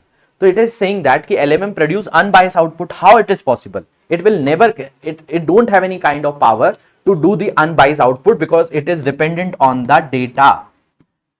Whatever the data available in the public domain they use, and if it is associated with some kind of ideology, it will every time it will be a bias towards those things. So this will be eliminated from this particular segment. So neither C option is correct nor D option is correct. But first statement, when we see the first statement, it's saying that LLM assign probabilities to next possible words and they pick the with the highest probability. This statement is correct. LLM process data through mathematical optimization to minimize prediction errors. So first and second are correct, but third is incorrect because it produces biased outputs. Now we move toward the 60th question. 60th question is saying that which one of the following statements with regard to green hydrogen are correct. When we see this statement, it is saying that it is green hydrogen. If hydrogen is produced by green hydrogen, it means that it is never associated with any kind of carbon emission. And here is saying that it is decarbonized hydrogen obtained from natural gas. If natural gas is there, methane will be there, and methane have carbon. So this statement can never be correct. Combined with carbon capture storage. So first is incorrect, then A and D are incorrect. Second statement saying that it is produced using electrolysis of water with electricity generated by renewable energy. It means that second statement is absolutely correct because it is produced using electrolysis of water with electricity. So here B and C both have two answers, and in the third statement is saying that National Green Hydrogen Mission of India aims for abatement of nearly 50 million metric tons of annual greenhouse gas emission by 2030. This statement also incorrect. So go for C only because the second statement is correct here. So here C is the right answer. Now we move towards the next question, that is question number 75. Question number 75 is talking about consider the following statement about Mission Sudarshan Chakra of India.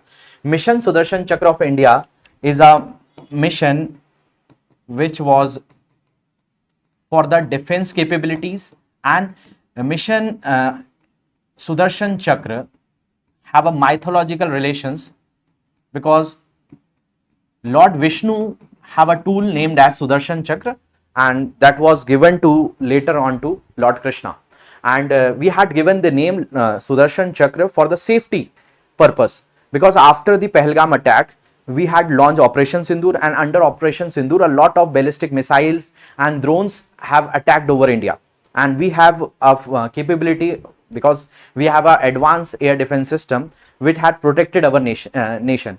On 15th August, when Prime Minister was giving the speech, he was talking about the Mission Sudarshan Chakra, and under the Mission Sudarshan Chakra, Prime Minister has saying that till 2035, we have a lot of capabilities we can protect our hospitals, our institutions, and any kind of sensitive place. So we have a complete coverage over our safety.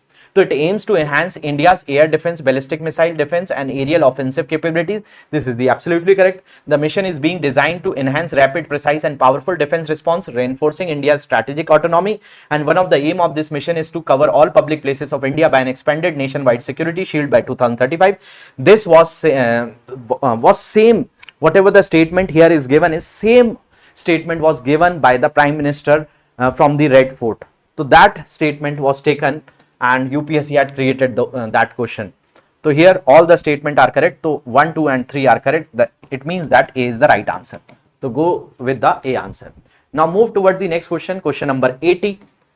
Question number 80 is associated with recently New Delhi had hosted a meeting, a summit known as AI Impact Summit 2026 that was held in India. Earlier it was already held in France, UK and the South Korea, and this is the fourth segment which was held in India, and it was somehow it became some controversial due to Galgotia University also. But here the question is saying that what are the following statement respect to AI Impact Summit 2026 that was held in New Delhi. The summit intellectual framework was based on three foundational sutras: people, planning, and progress. This is incorrect because it have depend on three things: people, planet, and progress, not on planning. So this is incorrect. Second is the preamble of the summit stresses demonstrating AI resources which acknowledges the charter for democratic diffusion of AI. This is correct. As a binding and framework to support locally relevant innovations and strengthen resilient AI ecosystem while respecting national laws. Keep in mind that it is never be binding. It is always voluntary and non-binding. Voluntary and non-binding. It means that this statement is also incorrect. So first is incorrect, second is incorrect. So we have only three only means D is the right answer.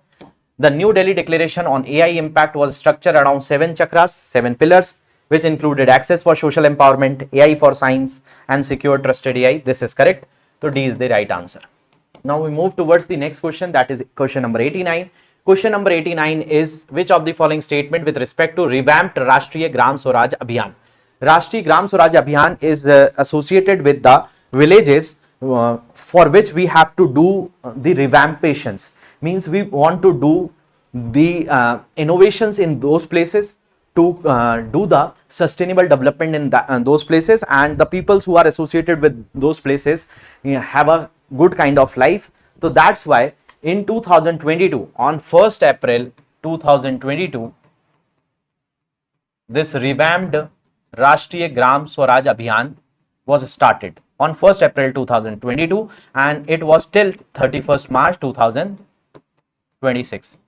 So for a period of 4 years, it was revamped under Rashtriya Gram Swaraj Abhiyan.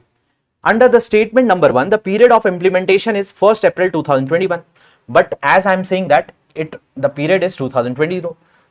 It means that the first statement is absolutely incorrect.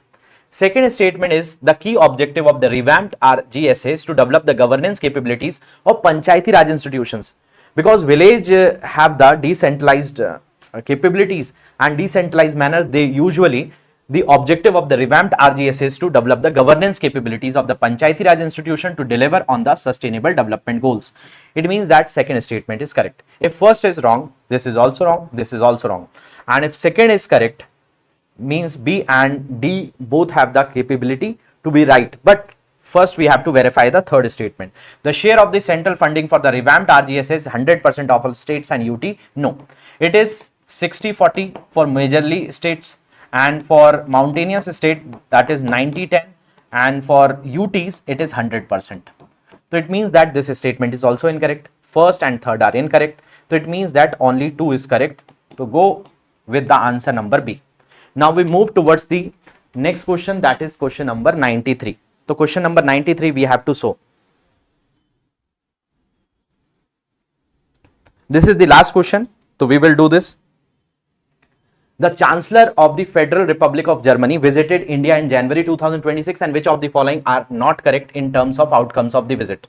So as we know, the first statement, signing of the Memorandum for Understanding of India, All India Ayurveda and University of Hamburg, it is incorrect because it is related with the Berlin University. So first statement is incorrect. Second, and we have to find the incorrect also. So it means that incorrect is first statement. Second is signing the Memorandum of Understanding on Hockey and Youth German Hockey Federation. This is correct. Establishment of bilateral dialogue and mechanism of Indo-Pacific. This is also correct. Opening of Honorary Council of Germany in Lucknow. This is incorrect. So first and 4 are incorrect. It means that B is the right answer. These are the 2 statements are incorrect and 2 and 3 are correct. So these are the different questions which I discussed with you. So hope you will get the right answer. I will do the detailed discussions with you in the further classes. Thank you very much for watching this. Have a great day to everyone.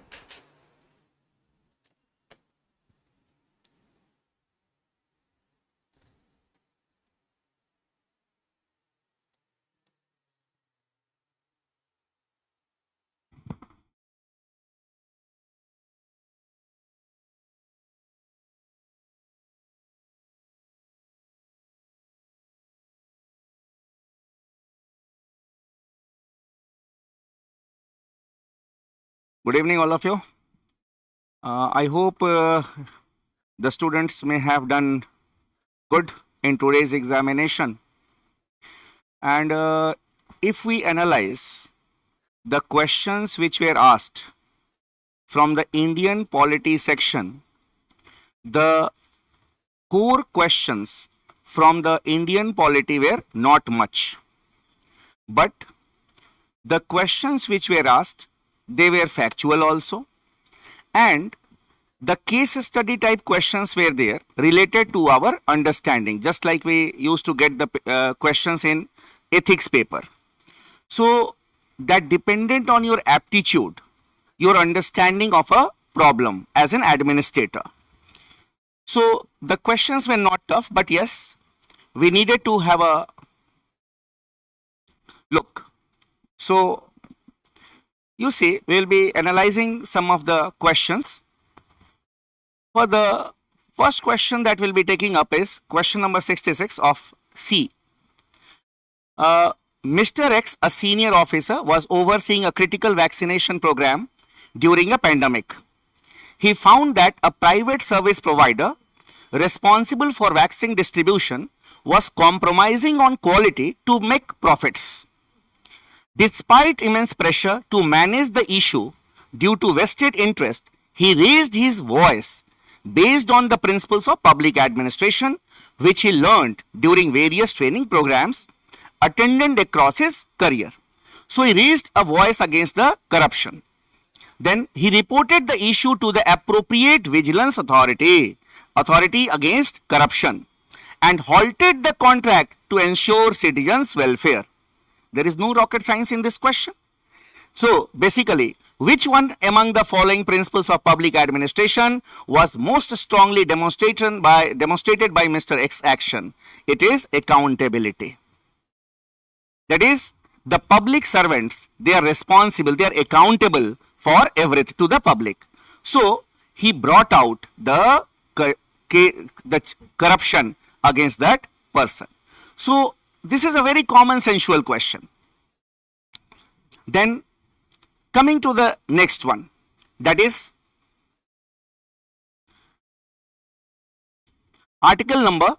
question number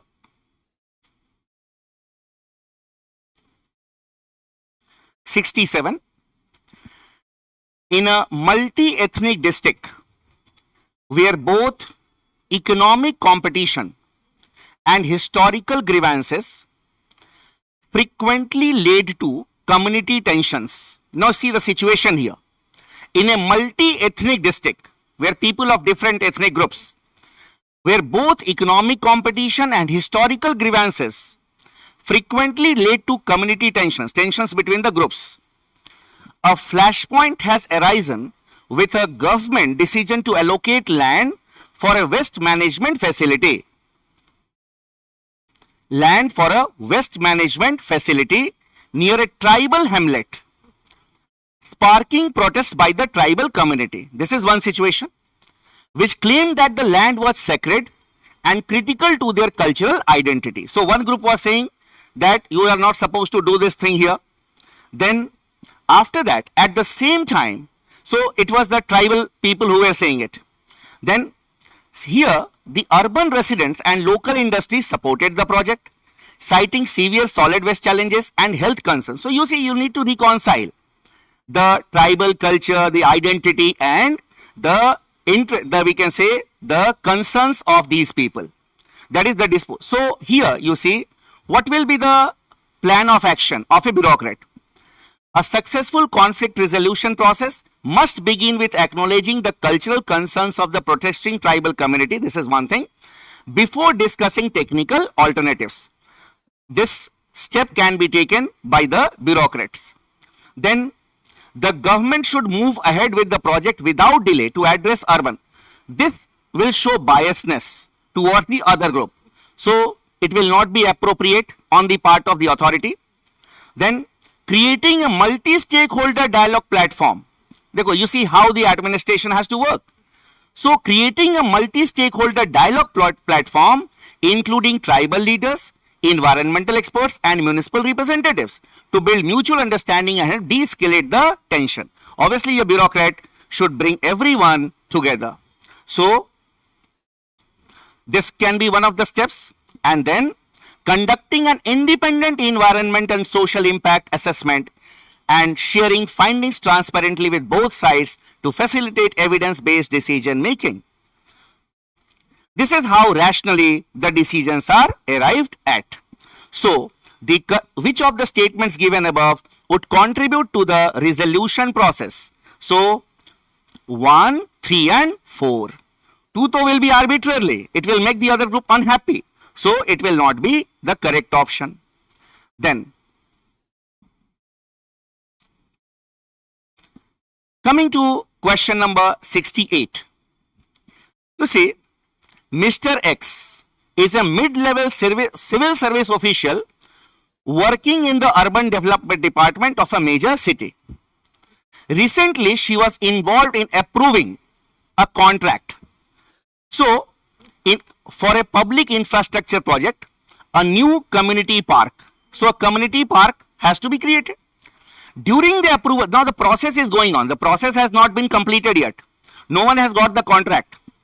During the approval process, she receives a piece of confidential information indicating that one of the shortlisted contractors had a history of poor workmanship and allegations of corruption in other cities. So, the contractors who were shortlisted, so one of them was not good and he had basically history of poor workmanship and allegation of corruption. Now, what she should do?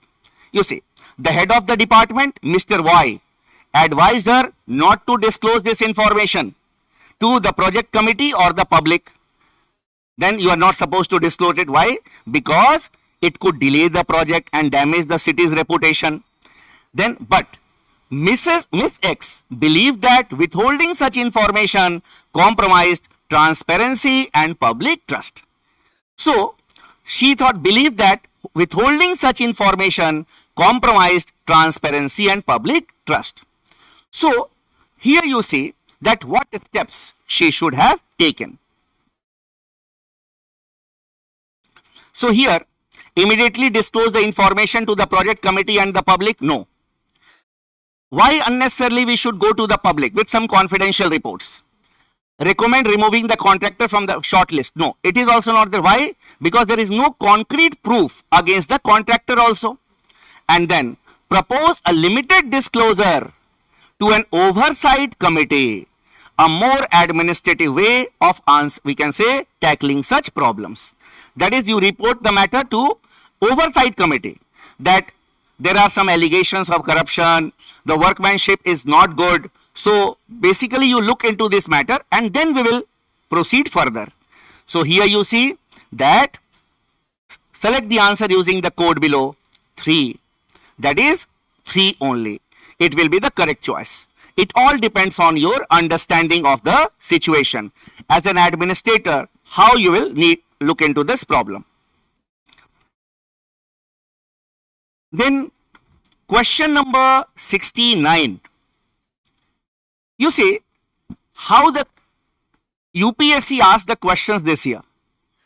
This question is basically not about someone giving lectures. Your understanding of article number 13, that was asked in the examination. So basically it is not a rocket science question also. Your understanding of article number 13. X says that the meaning of the term law in the Constitution of India was very comprehensive. It included ordinances, orders and even rules and regulations. That was what X said. Then Y pointed out that the term law in article 13 also included, you see the word also included, custom or usage.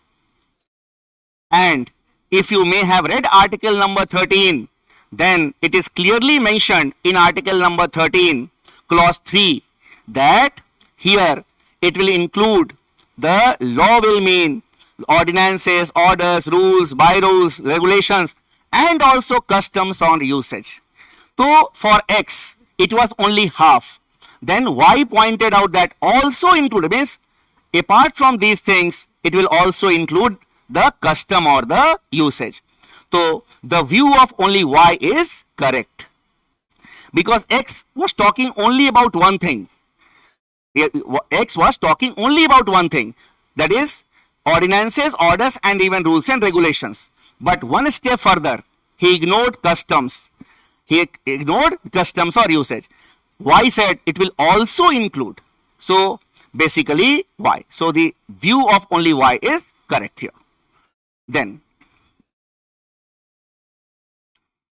coming to the next aspect. Consider the following statements with reference to the Constitution of India. First, there is no article in the Constitution of India that specifies that the Constitution of India will be officially called the Constitution of India. It is a wrong statement. It is clearly mentioned in article number 343. That is the short titles, that the Constitution of India be termed as Constitution of India. So it is a wrong statement. There is no article in the Constitution of India that specifies that the Indian Independence Act 1947 and the Government of India Act 1935 stands repealed. The last article of the Indian Constitution, Article 395, talks about it.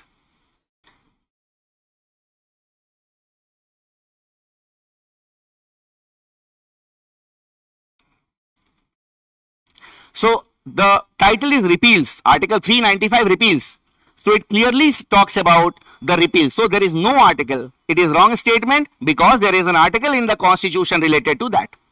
And then the third statement, there is no article in the Constitution of India that mentions 26 January 1950 as the date of the commencement of the Constitution. This is also a wrong one.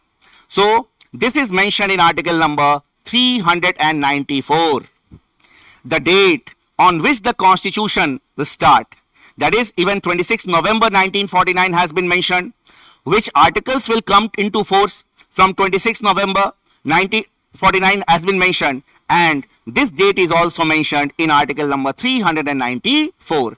So which one of the following conclusions based on the above statement is correct? All the three statements are correct. It will be wrong statement. There is no correct statement. All the statements are incorrect.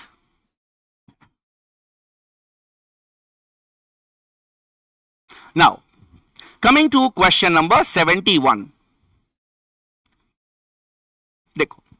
Which of the following statements with regard to the persons with disabilities in India is or are correct?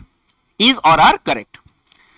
The Rights of Persons with Disability, an act passed by the Parliament of India in 2018, mandates reservation and education and employment, places a legal duty on the governments to ensure accessibility and non-discrimination. When you see it from outside, oh, it is a correct statement, but no, it is a wrong statement because the act is not of 2018, the act is of 2016. So it is a wrong statement. Then, the Sugyamya Bharat Abhiyan focuses on achieving universal accessibility for persons with disabilities across 3 key domains. It is a correct statement. It is a correct statement.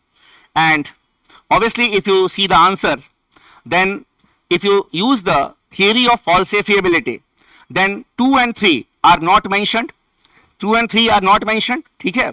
So 2 is the correct statement. So, and 1 is incorrect. So going by the theory of falsifiability, the answer will be 2 only. So even if you know only one option, obviously you see that by using the theory of falsifiability, your answer will be correct one. Then consider the following statements about provisions pertaining to the scheduled caste and the scheduled tribes in India. First, the provisions regarding the administration of the tribal areas in the states of Assam, Meghalaya, Tripura and Mizoram are given in the 5th schedule. It is a wrong statement. It is given in the 6th schedule. So it is a wrong statement. Then some tribes of India are entitled to exemption from paying income tax on certain incomes. It is a correct statement. Some tribal groups of Arunachal Pradesh, they are exempted, and it is mentioned in the Income Tax Act, section 26, clause 10. Then Constitution of India provides for reservation of seats in panchayats for women belonging to the scheduled caste and the scheduled tribes. So, which one of the following conclusions based on the above statement is correct? There are two correct statements that include statement number 2. It is the correct option. 2. This one is wrong because in place of the 6th schedule, the 5th schedule has been mentioned here. Then, consider the following statements in respect of questions asked by the members in the Parliament of India. Unstarred questions are those to which a member desires an oral answer in the House. It is a wrong statement. Why? Because starred questions are those which a member desires an oral answer. Wrong. Then, the starred questions are those to which a member desires a, this is also wrong because the flip side will be the correct one. ये यहाँ. No supplementary questions can be asked on an unstarred question. Supplementary questions are allowed only for the starred questions. So, no supplementary question can be asked on an unstarred question. This is a correct option. So, which one of the following conclusions based on the above statement is correct? So, there is only one correct statement.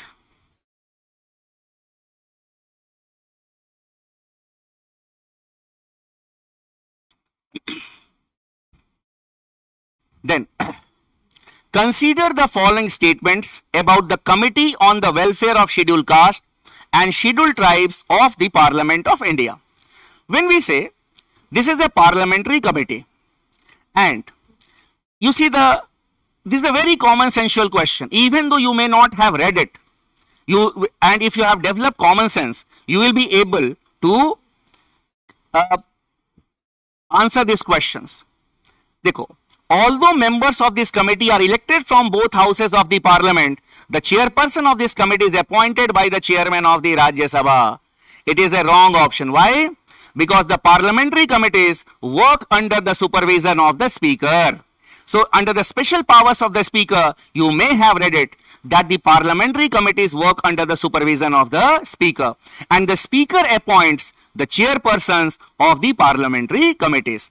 So, it will not be the chairman of the Rajya Sabha, speaker of Lok Sabha. So, it is a correct option, incorrect option. Then, 20 members are elected by the Rajya Sabha and 10 members by the Rajya Sabha.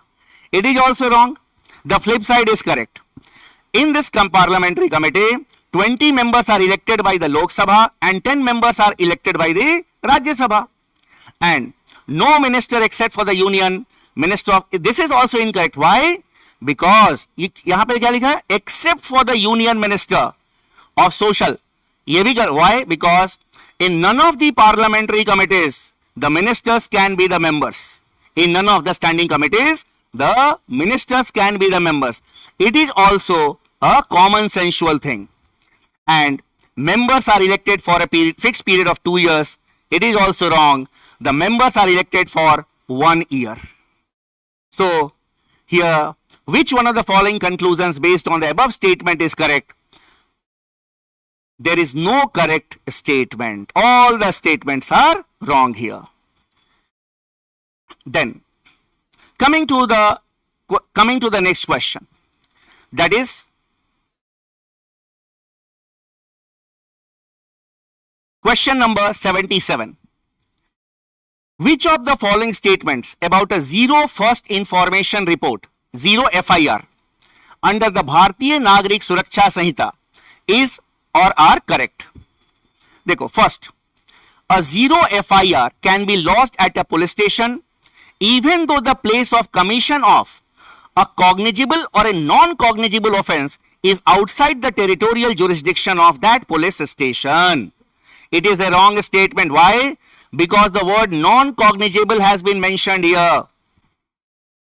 Only in case of a cognizable offense, means a grave crime, then only the FIR can be filed outside the territory where the crime has been committed, not for non-serious offenses.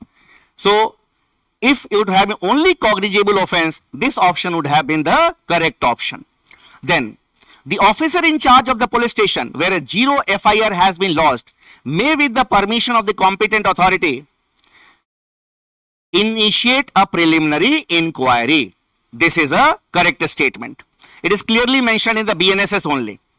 That is, the officer in charge can initiate. So deputy SP rank,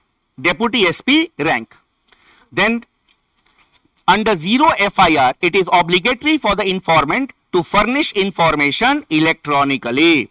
This is also a wrong one. Why? Because it is not always necessary to furnish information electronically. The complainant can go to the police station and he can file a complaint.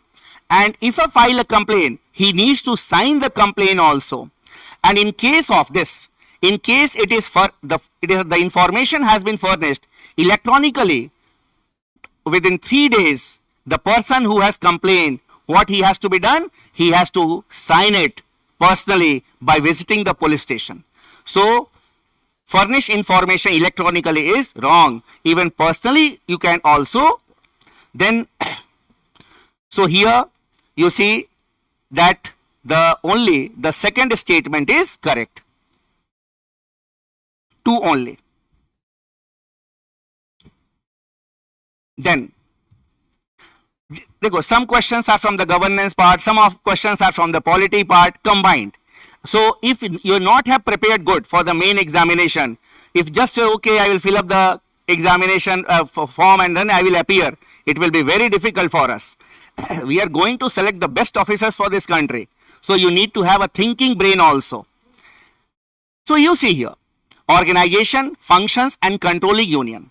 Central Economic Intelligence Bureau. This is correct, to coordinate between various law enforcement, but this is wrong. It is under the Ministry of Finance. It is under the Ministry of Finance. So it is a wrong option. Then Serious Fraud Investigation Office, to investigate complex corporate frauds, Ministry of Finance. This is wrong. It is under the Ministry of Corporate Affairs.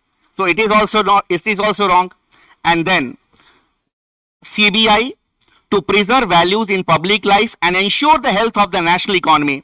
And it is under the Ministry of Personnel, Public Grievances and Pension. This is completely correct.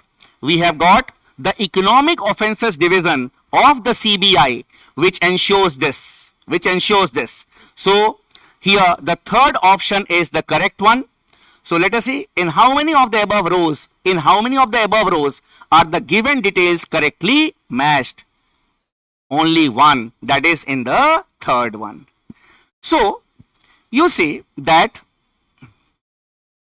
these questions were asked from the Indian polity, governance, and more or less the first questions that we discussed, basically it wanted to test your administrative aptitude. Then you need not only to read certain things, you need to have a thinking brain. And I hope that the students who may have a thinking brain, and an administrative aptitude, they may have done good with some factual knowledge. So hope you people may have done good. I will say you bye-bye, good night, and the next teacher will come to you and he will discuss the other questions. Bye-bye, good night.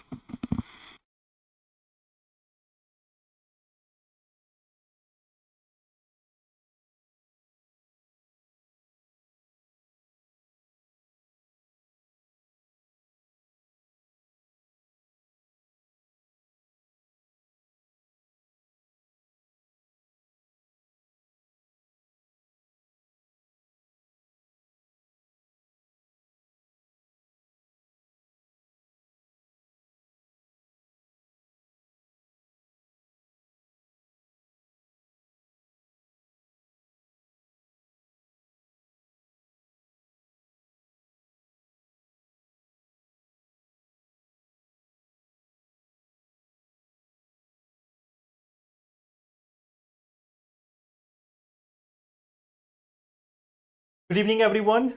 Good evening, Jai Hind, Namaskar. So I welcome you all to this session of UPSC Prelims 2026 paper analysis. And I hope that you have all gone through the paper. This was a tough one. This was one tough paper. If not up to the level of 2023, then we can say that it is just almost equivalent to 2023. It is not like 24 or 25 paper. It is on the tough side. So it is matching, almost 90% matching to that of 2023. And as you have gone through this session, you may have heard Sachin sir also, then you have heard Kumud sir also. So throughout this session, you may have seen that the questions are not in the same manner as it was there in 24 or 25. Now the same thing is here in case of science and tech also. In the case of science and technology also, we see that the questions are in a different manner. Science and tech used to be one of the easy paper. Science and tech used to be one of the easy paper. And I have been repeatedly saying this, that this is something which can secure you good marks. But this year, even in case of science and tech, there has been tough questions. So this was one easy subject, but this time it is on the tougher side. If we compare with 24 or 25, it is much more tough questions. So let us have a look at this. We will have a detailed discussion about this and the future strategy for next prelims or next preparation. But right now we will see the answers of this. You can see the question is about blockchain technology. Now here you will find that there are certain things like record stored in database may be made visible to relevant stakeholders without risk of alteration. This is one easy part, easiest statement you can understand. Second says that copies of the entire database are stored on multiple computers on a network, syncing within seconds. Now generally this question is correct. If it is incorrect, it may be on this ground that how much time it requires. But generally it is considered as a correct statement. So second one is also correct. Now the third thing is consortium blockchain is a blend of public and private blockchain. Now generally in newspapers and magazines, you may not have heard about this, but officially on the website of Ministry of Electronics and Information Technology, they have defined public blockchain, private blockchain, consortium blockchain, hybrid blockchain. So from there, if you look at this third option is incorrect. Consortium is where there is a predefined number of organizations which are participating on this. There is no such public and private partnership. That is a hybrid blockchain. That is called as hybrid blockchain. So that's why the third one is incorrect and the fourth one is again correct. So three features are there. These three features you can understand. But yes, this one part which was there, consortium blockchain, that was something which is not very much common in the books, in the newspaper, in the magazines. So that's why it is somewhat creating a confusion. And in that confusion, if you look at this option, here is C option, which can be correct, or it may be that D option might be correct, but then we will have to wait for the official answer key. Okay. So this is one of the part. Okay. Now here, look at the second question, genetic medicine. Now, how many of you have attempted this? The 2027 ke liye Adhyan batch. Yes, of course, we will do the Adhyan batch. You may have seen that the relevance of current affairs is very much high. This year, we have got near about 25 questions from current affairs or related to current affairs. So yes, we will have this. So now we are having genetic medicines correct or compensate for the faulty genes responsible for disease. This is a normal statement. So yes, that will be correct. Engineered viruses and lipid nanoparticles are used as carrier of genetic medicine. That is also correct. You may have seen viral vector vaccines are also made into same manner. We are having some vaccines also made using engineered viruses or lipid nanoparticles. So yes, this one is also correct. Now see the third statement. Genetic medicine alter the entire DNA sequence. You know that if there is a medicine which can alter the entire DNA sequence, then it will create more problem than what it solves. So this one is incorrect. The correct answer here will be option number C. Then we have the third part. Which of the following statement with regard to large language models used in machine learning are correct? Now, up till now, UPSC was asking simple questions from AI. They were asking simple questions from AI. but this year they have tricked using difficult languages. Again, the difficult language thing is played here also. Now look at the third part. LLM produce unbiased output. Just look at this. Now you have read about AI, and there is one challenge always with AI, that is the bias because of the data. So just remove this part. Now when you remove this portion, so these two options are eliminated. Here one is common, so one is definitely correct. This year there were multiple such options where you can easily eliminate the options. And now you have third thing, LLM process data through mathematical optimization to minimize prediction error. So it is a simple statement that LLM will be always using this mathematical optimization to reduce errors. So here you will find that you have to eliminate this, and then you have to find among these two, the second option will be the correct answer. Yes, we will have a discussion in Hindi medium also. Shahnaz Khatun, we will have a Hindi medium discussion also around 9 p.m. on the second channel. Then see this question. Consider which of the following statement with regard to a stealth technology is are correct. Stealth was very famous. Why? Because of this missiles, because of the different technologies, because of the Pakistan and India conflict, Operation Sindoor. So stealth technology was famous, but this technology in such was not generally discussed anywhere. So now what we see, they have a very small radar cross section and are coated with radar absorbing material. This one is correct. Can be detected using a specific frequency. This is also correct. They are not increasing their scattering, rather they are decreasing their scattering. But this one question is on the tough level. Now, if you are reading the questions generally, and if you are making an intelligent guess, then also you might not be sure about the third statement. The first 1 and 2 are simply appearing that it may be correct. But the third statement, here whether it is increasing the scattering or decreasing, this is something which requires a specific information. And since you have option 1, 2 and 3 also, so this is not an easy question. This is on the tough side. But yes, those people who may have made intelligent guess, they might have gone for C option, that is 1 and 2. But this is a tough one. This is something which is not common. This is something which is a tough question. So that is question number 58. Now we have black boxes. Now someone was telling me that we have discussed this last year when there was Air India crash. So someone informed me that, sir, you have discussed this black box. Okay. So here it is saying that they carry a beacon emitting red light pulses to facilitate underwater detection. Now see, black boxes are not emitting any such light. They will be generating acoustic frequency. They will be generating the acoustic frequency, not the red light or blue light or any kind of light. Because light cannot come out of water in the same manner. So they will be using radars and all. They will be using the sound frequency and all in order to do that. So this first option is incorrect. Second option is correct. Black box, I think every one of you who have heard the news about Air India plane crash may have known about this, that they are having this cockpit voice and the flight data. So this one is a simple statement. Their memory units are made using either stainless steel or titanium. Now you may be aware that even when a flight gets destroyed, a plane crashes, even in that case, black box is recovered. Why? It is made of a strong chamber.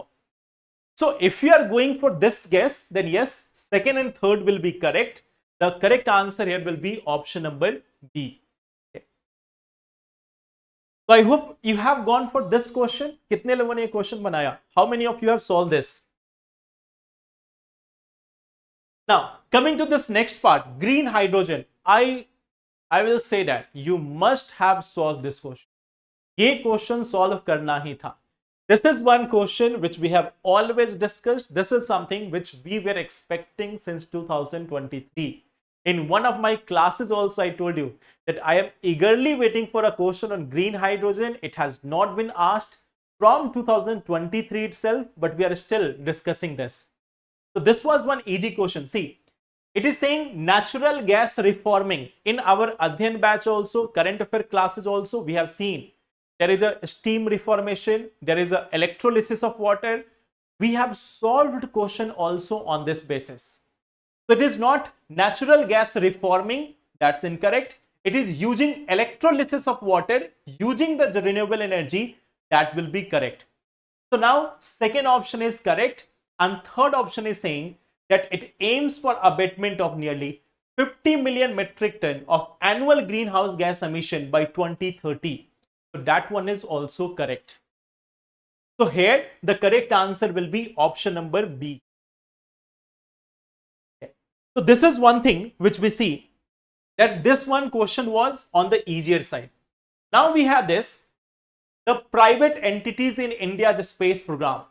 The question was down this. The InSpace is an autonomous agency formed to facilitate participation of private entities. Core question. There is no problem in this question. This is a simple statement. We have always seen National Space Policy 2023. 4 different institutions are there: NSIL, InSpace, ISRO, and Department of Space. So this one is a simple statement. Agnikul Cosmos launched the first flight using 3D printed rocket engine. It was in the news last day also. ये कल भी news में था. So this one is correct. Now third is saying that they has developed liquid fuel for GSLV. But we have never heard about this. That there is no such liquid fuel which has been developed by any such private entity. The third option here is incorrect. The correct answer will be option number C, 1 and 2. Now I have said this in class.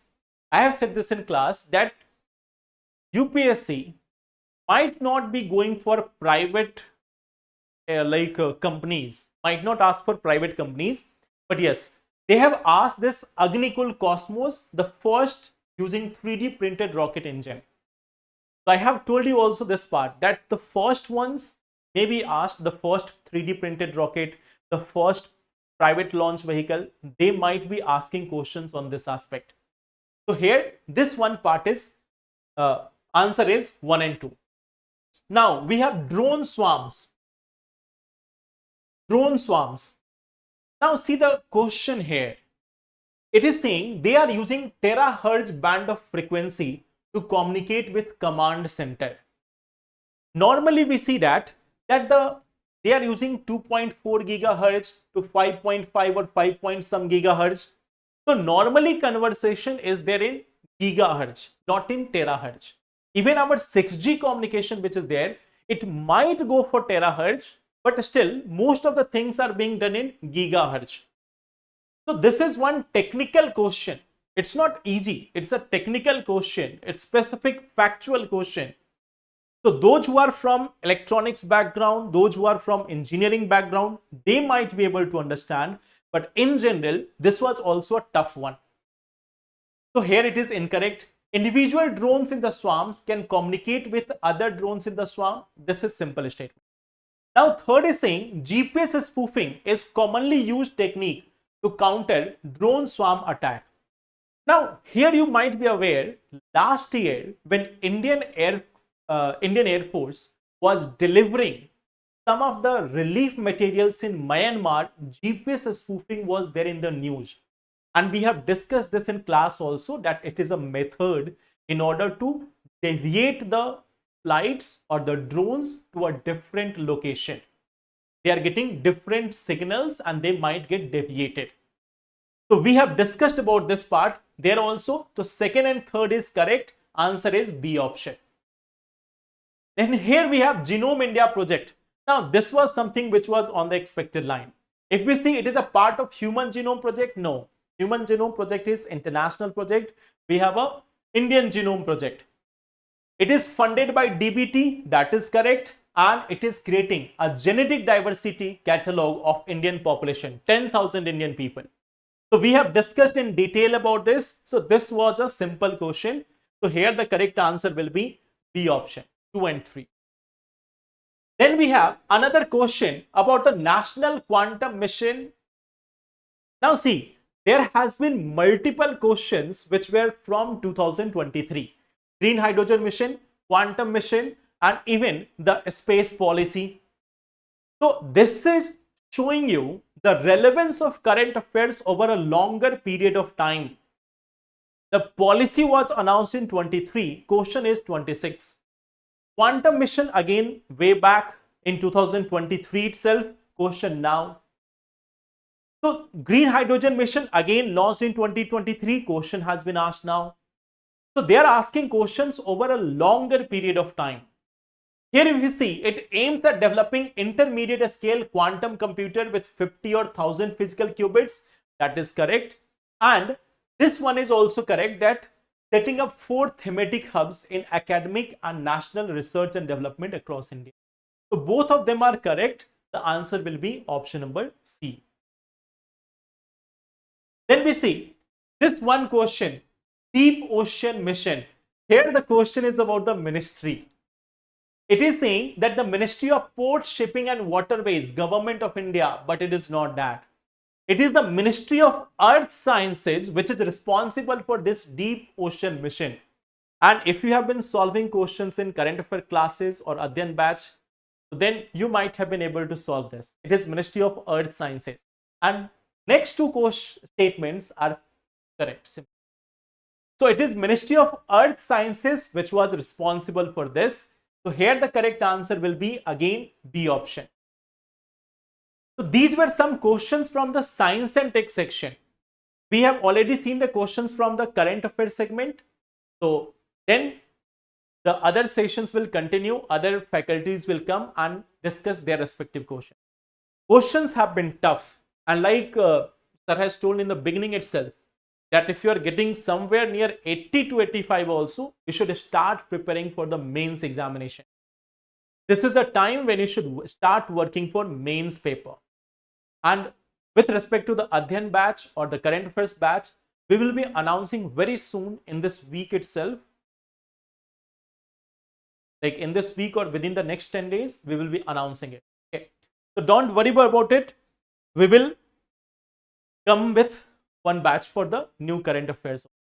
So thank you everyone, and stay connected for the other sessions. Thank you. Take care.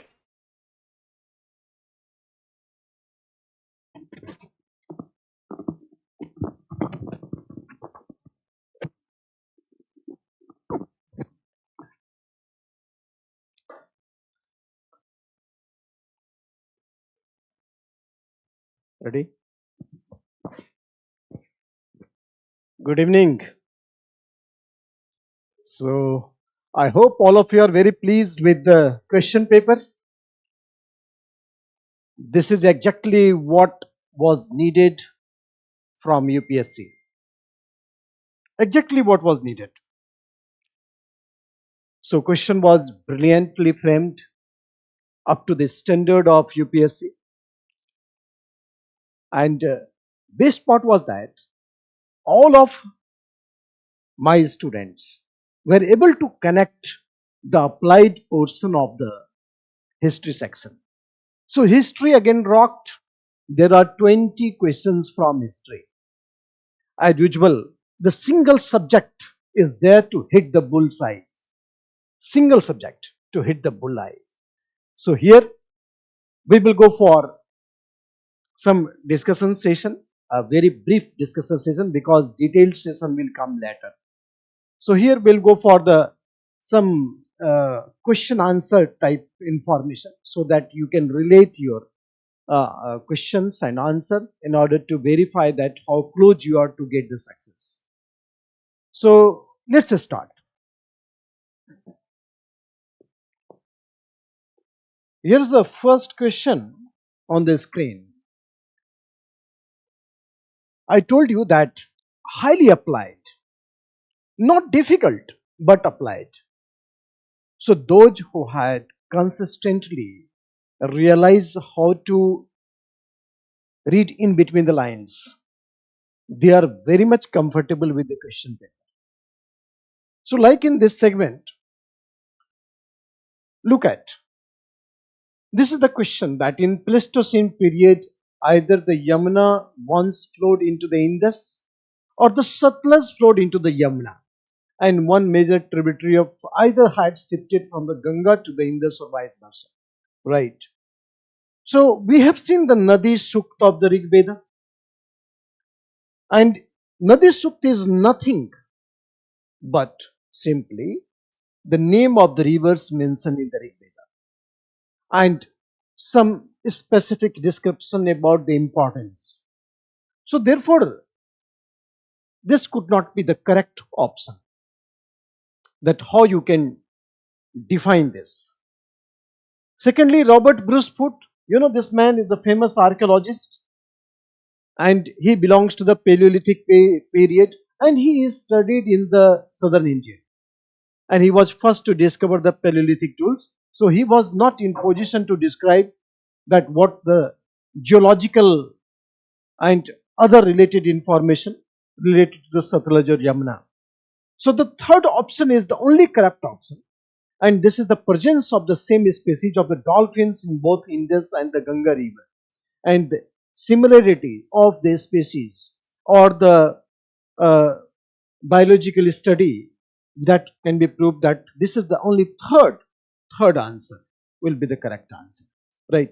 We will briefly discussing the things. We will detail come in for that. So what does an empty seat represent in early Buddhist iconography? Meditation, dhyan, right? First Sharman, Dharma Chakra, Mahaparinirvana, this is the empty seat. So means Buddha had died and Buddha had lost his physical existence. And the Mahabhiniskarman, the horse, single horse. So there are symbols to explain the Buddhist iconography. Right. What do you think about this question? Simply, it was basically the moderate level question. Anybody can solve it because it was a basic Buddhist. Okay. Then next question is,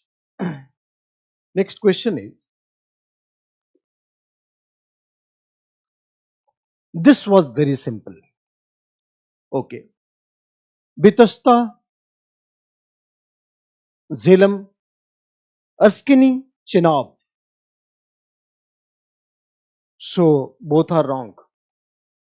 Parushni Rabi, well known river in the Rig Vedic hymns. Yabhyabati. Vyas is Bipasha, not Yabhyabati. There is a doubt regarding the Yabhyabati. It is perhaps the Ghaggar Hakra river. Ghaggar Hakra river. So this is also not correct. So only one. This is the question number 23rd. The option is 3. Option is 3.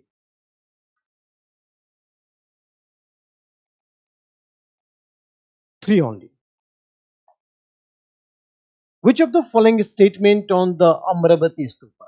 Look, we have studied a lot about architectures of India, and particularly the Amravati art is one of the finest expression, which is the indigenous art.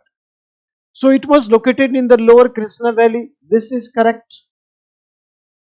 In India, it was next only to the Sachi Stupa. No, definitely not. There are many stupas bigger than Amravati. So this is definitely not.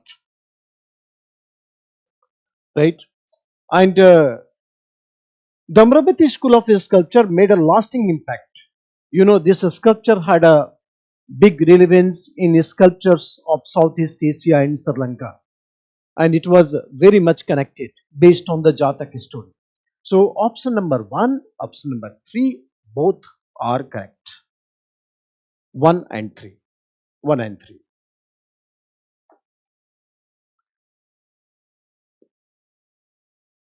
Most of my students were thrilled to understand this question.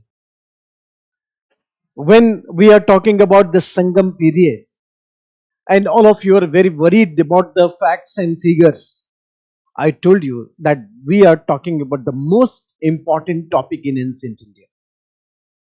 And each year you will find there is a question, and those who overcome this topic, they had a bonus mark. So Singutvan Chera is known as the red Chera. Udayan Jaral was another Chera. Right. Nedunchelian Pandya. He was the justice loving king and he died after giving the wrong justice to Kovlan. So this is correct. This is correct. So this Udayan Jaral Chola, this will be the incorrect, not correctly matched, because Udayan Jaral, he is a Chera king, right? So 2 only. Many of the students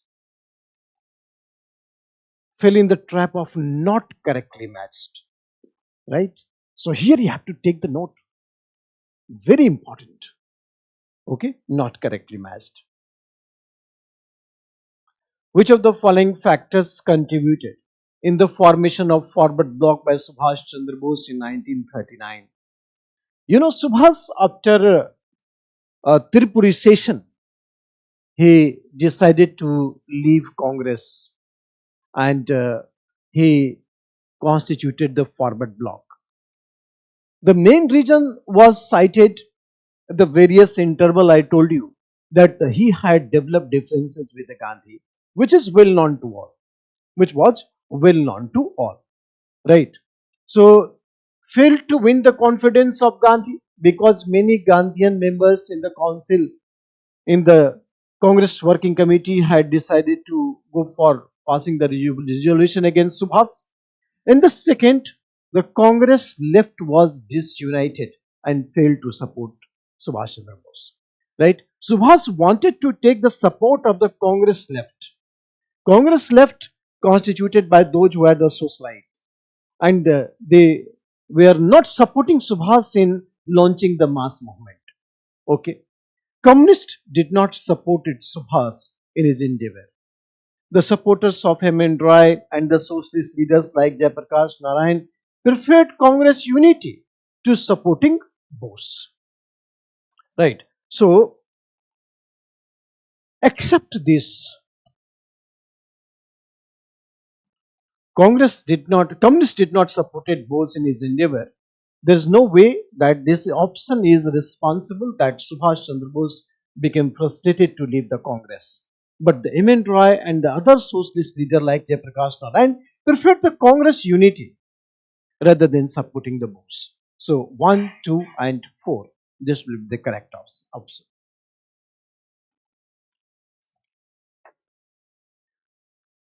Consider the following statement regarding the British policy in Abad immediately after its annexation in 1856. Look at the option. It seems like that the question is slightly longer, but there is a concept which is inbuilt in getting the final answer. And if you study carefully the option, you will not have any trouble in getting the final answer. It's very easy. So talukdars were dispossessed of their estate. This is correct. But allowed to retain their arms and force. This is wrong. Right? This is wrong. Absolutely wrong. Fine. Then a summary revenue settlement was made in 1856, assuming that the talukdars were outsiders. Yes, British had made the comprehensive land revenue arrangement in Abad. And the British believed in taking revenue directly from the peasants by removing the talukdars. Right? So Abad province had realized to go with the Ruyatwari settlement. Fine. So the correct option is A, that is 2 and 3. 2 and 3. So I told you out of the 20 questions in history, almost the 14 questions are around your corner. Yes, 6 was a little bit difficult and that needed a caution to handle these questions. But here in the 14 questions, you can be very confident. I told you this subject will give you a direct access in the mains examination, because 100% you are confident in getting the answer. There is no confusion at all, at least in 14 to 15 questions. If I will come in the detailed explanation of this, I will show you the notebook also, the class note also, from where these questions were taken. So at least 14 and 14 questions, 14 to 15 questions were directly from the class note. So I will give you the screenshot of that. The genesis of the political alliances based on the community lay in the very nature of the Montagu Chelmsford Reform 1919. Which of the following statements support the above statements? Okay. Reforms retained and extended the principle of separate electorates? Yes. In 1919, many new groups were added in the separate electorates. Okay. The Buddhists, the Sikh, Anglo-Indians, Christians. So they got extended version of the separate electorates. This is correct. Separate electorates were supposed to counter the Indian nationalism. We have studied a lot about why Gandhi opposed the separate electorates to the Dalit in 1930s. Before that also, British was playing the role of a divide and rule. British wanted to break the solidarity of Indian nationalism by dividing the various sections of Indian society, antagonizing the various sections of Indian society. So it was intended to break the solidarity of Indian national movement. And third is, deprived classes rallied around the favors inherent in separate electorates. My dear boys and girls, the brilliant student, this is not the provision, but this could be inferences of this statement, right? So 1927 onward, the depressed class also became very much interested in getting the separate electorates, but not in the terms of the Montagu Chelmsford Reform. It was not in the clause of the 1919 Montagu Chelmsford Reform. So 1 and 2 will be the right answer, right? 1 and 2 will be the right answer. It was a very straight question, very straight question. Pandit Mallikarjun Mansoor, the famous classical singer from Karnataka, represented the, this is something very new question. And it was actually, we can put in the difficult category, which was not expected at all. But anyway, Pandit Mallikarjun Mansoor, he was from Karnataka, but he was a singer of Hindustani music, right? And Jaipur Atroli Gharana. Have you heard the famous rag, very famous rag, Basanti Kedar? Basanti Kedar is basically the rag of Mallikarjun Mansoor. So he was famous for some different classical rag which is not found in both Karnataka and Hindustani music. But he was basically the singer of Hindustani music. He belongs to Karnataka. So that is something very tricky. And I think those who had great desire to go for the extensive study of the personality, right? He got many big awards, with Padma Bhushan, Padma Vibhushan. So he was a well-known personality. In which one among the following texts does the term Kshetrapatni, right? There are two terms, Kshetrapatni and Kshetrapati. So Kshetrapati is quite okay with the Vedic literature. Kshetrapatni means mistress of the field. Kshetra, field is mentioned in almost all the literatures, right? Even in the Earth Shastra also we have the Kshetra. Astadhyaya also we have the Kshetra. Atharved we have also the Kshetra.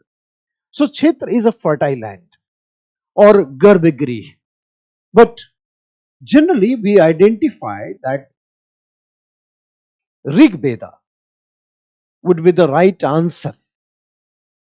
Actually, the answer should be Baj Sanehi Sangita, or there should be Yajur Veda, where most of the agricultural operations are there. Since Yajur Veda is not in option, so we can go with the Rig Veda, right? So Rig Veda could be the right choice. Otherwise, Kshetra word is mentioned in all the literatures, right?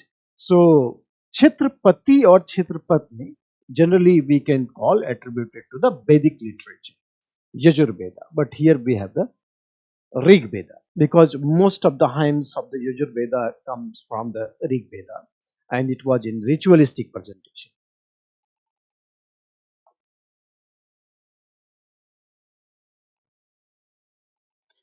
This is another question which we can put in the difficult category. We have studied the Hindustani classical music or the Carnatic music, both. But what we found that some tricky names generally came. So in Carnatic music, there are 72 rags, right? So this rag is very similar to rag Bilawal in Hindustani music, right?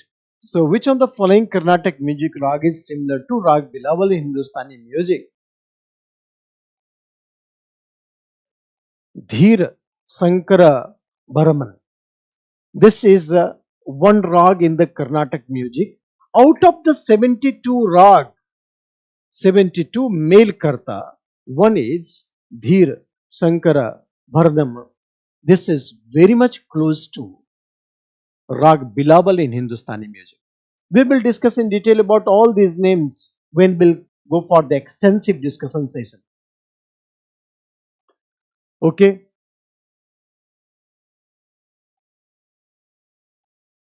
बिल्कुल नहीं.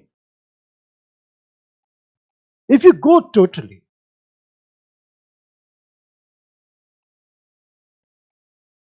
this is the way that you can find every answer. I told you that there's no need to go for the 100% solving of the question, right? Out of the 20 question, I always told you in the class that you need to go for 14 to 15 questions, right? Not more than that. We have some calculated ways to enter in the mains examination. So how to qualify prelims? So this question cannot deter you.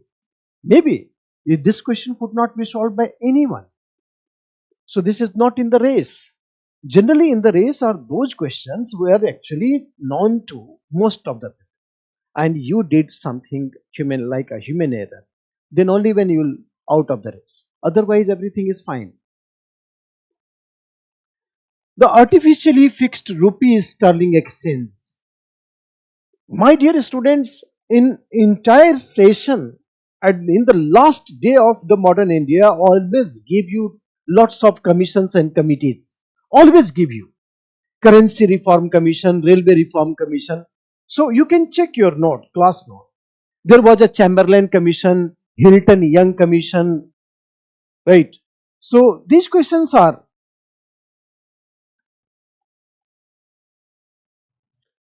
very easy. So the artificially fixed rupee sterling exchange rate prescribed by the Hilton Young Commission was adopted by the British government for which one of the following reason, right? Aiding. This is a currency reform commission. It is written in your class note.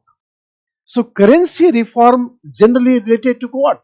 Remittances, right? And no other options are supporting the currency reform, right? Preventing depreciation of the rupees in terms of both is not a currency reform. Encouraging export of cotton produce, providing support to Indian imported remittances. So single word is enough to connect with the answer. So my dear, apply some brain. Fine. Once I told you that this commission is a currency reform commission, that time simply you can read the option and find the answer. Okay. So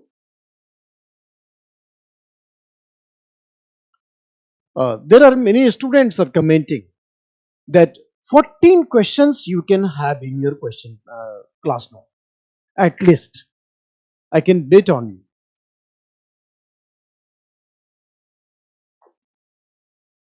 Polytext contain the first definite reference of the coins Kahapan, Nik, Comes, Kakini. Look at the class note of the Mauryan Empire and look at the chapter on coins. So there are name of the coins, and there is a written the sources come from the Buddhist literature. So Pali literature, Pali text is a Buddhist text.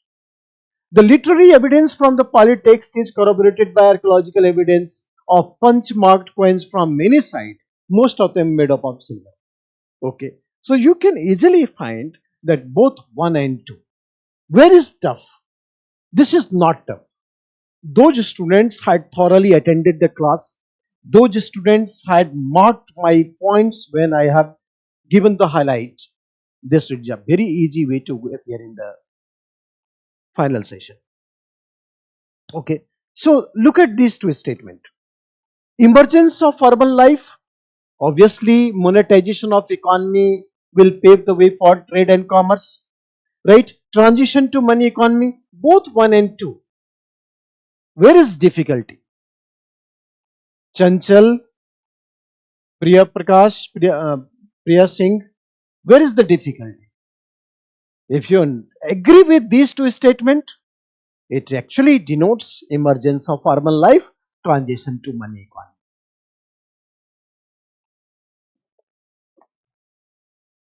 Which of the following temple has a Nagar style Sikhar?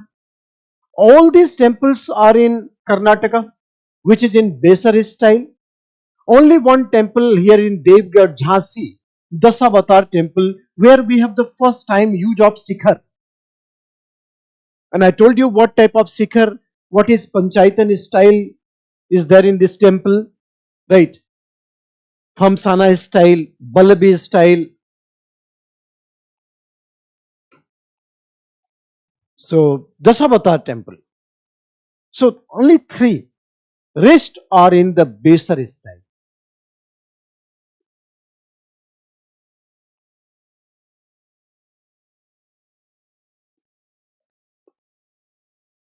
Among the 4 main forms of existence of life recognized in Jainism, which one of the following is not included? Okay. Dev, God. Jaina existed. Jaina accepted the existence of God. But God is not creator of universe. Very straight. Manushya, human, animals and plants all contain the soul. This is a mark philosophy of Jaina. We have discussed this thing when we talked about the soul, when you talk about the God. Yaksh is not common to Jainism. Right. But Yaksh is there in Hinduism, Yaksh is there in Buddhism, but not in Jainism. That make some class difference from Jaina and Buddhism and Hinduism. Okay. So very easy question. Yaksh. Yes, this was a very tough fact. Hali Salasya painting in the Bagh cave represents. Look, when we started talking about the cave painting, Bagh cave painting was a very important cave. There are 4 caves in which one is called Rang Mahal.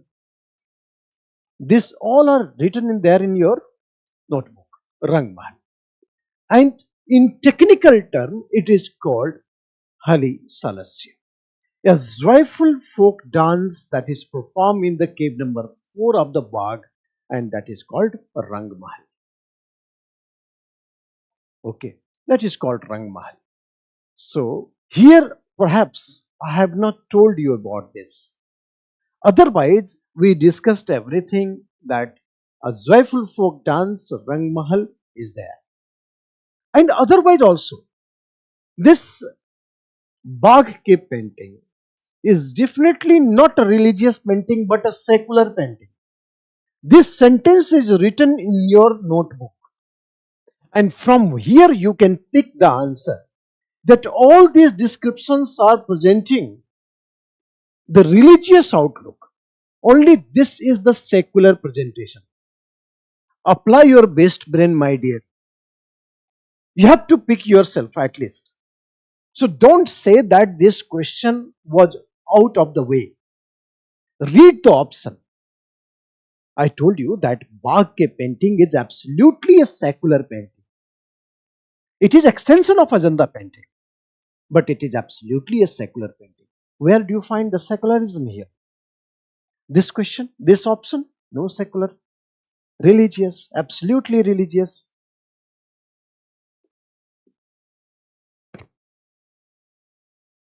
So you say, sir, सीधा नहीं आया. There is nothing सीधा. You have to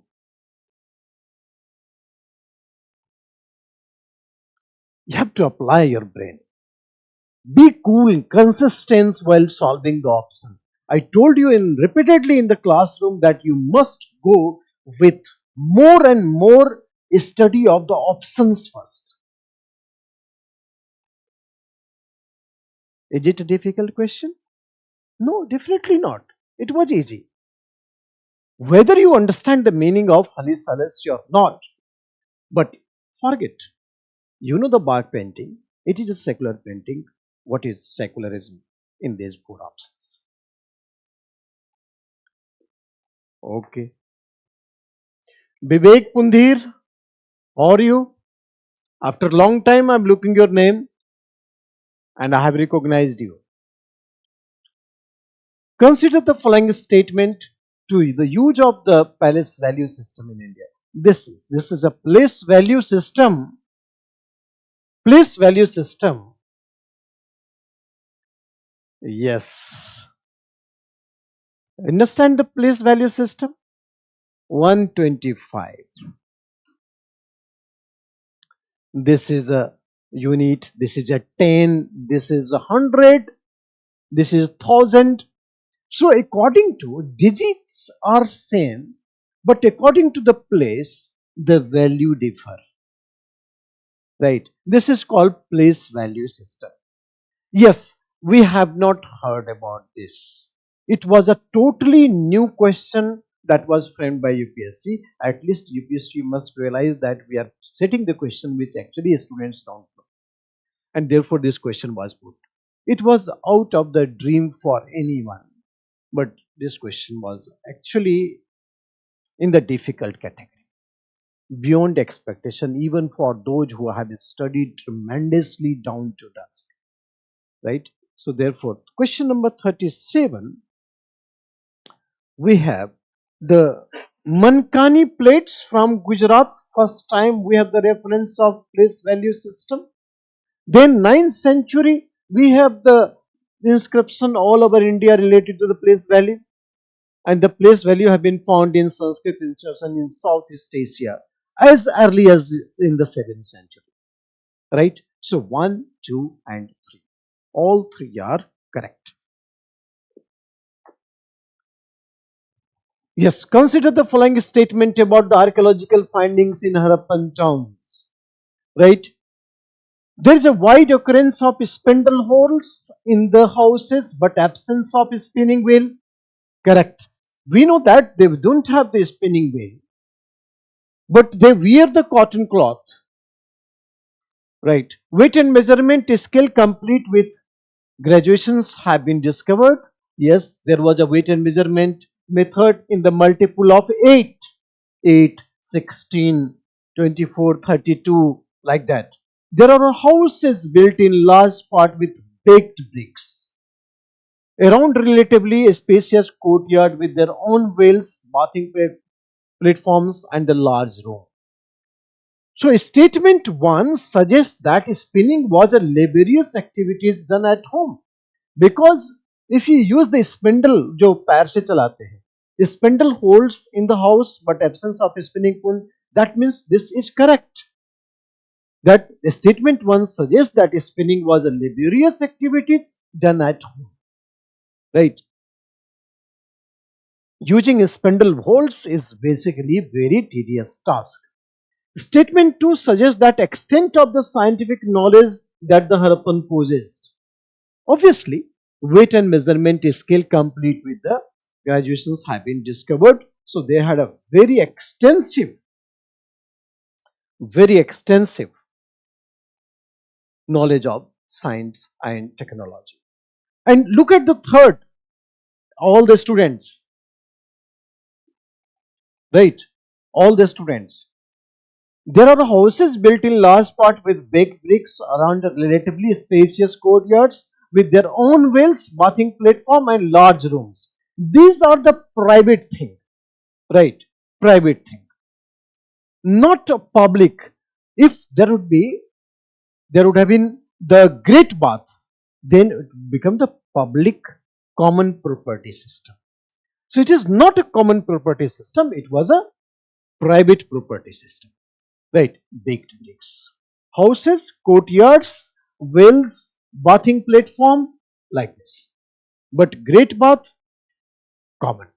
Here we have this, so therefore this third option is not there. So 1 and 2 would be the correct option.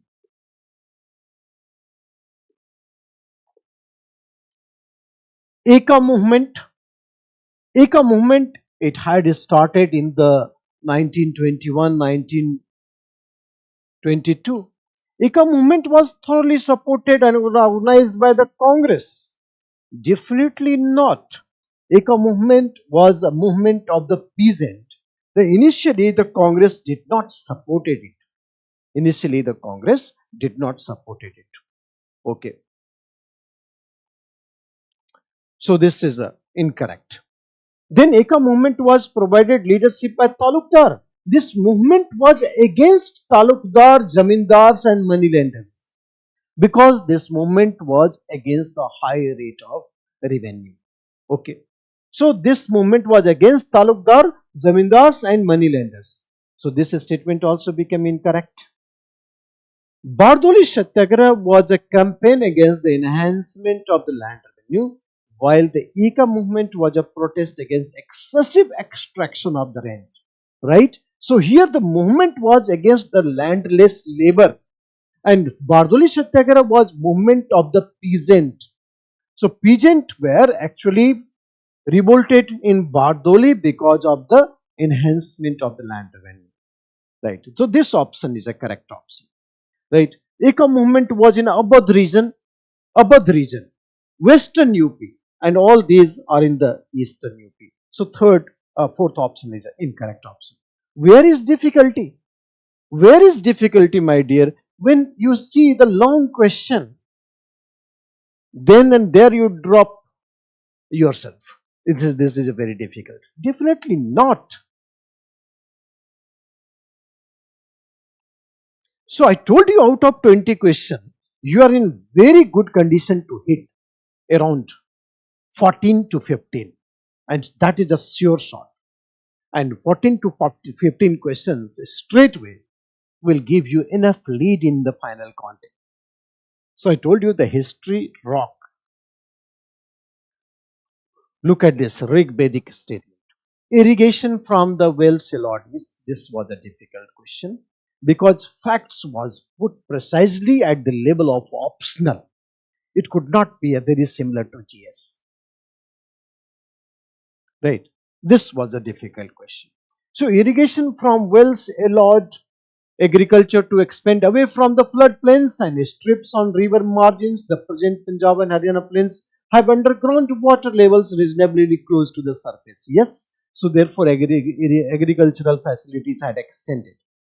Drought animal power was employed to drop water out of the well. Okay. So which of the following information support the above statement? There was evidence of the use of various implements for the agricultural activities. Asma Chakra, Ahva, right? These are the instruments used by in the Rig Veda.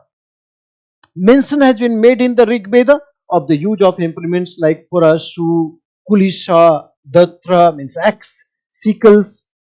There is a history of the use of ox even before the Rig Veda for plowing the land and pulling the carts. Fine. These two options deliberately support first and second. Okay. But these two explanations do not support this, that history of the use of ox even before the Rig Veda. right? Agricultural activities was there, but it do not support the use of the ox even before the rebellion. So how easy it was? I consider that out of the 40, 15 questions, definitely is your solve. Okay, so that's all for the day. Keep continue with other subjects. Thank you so much.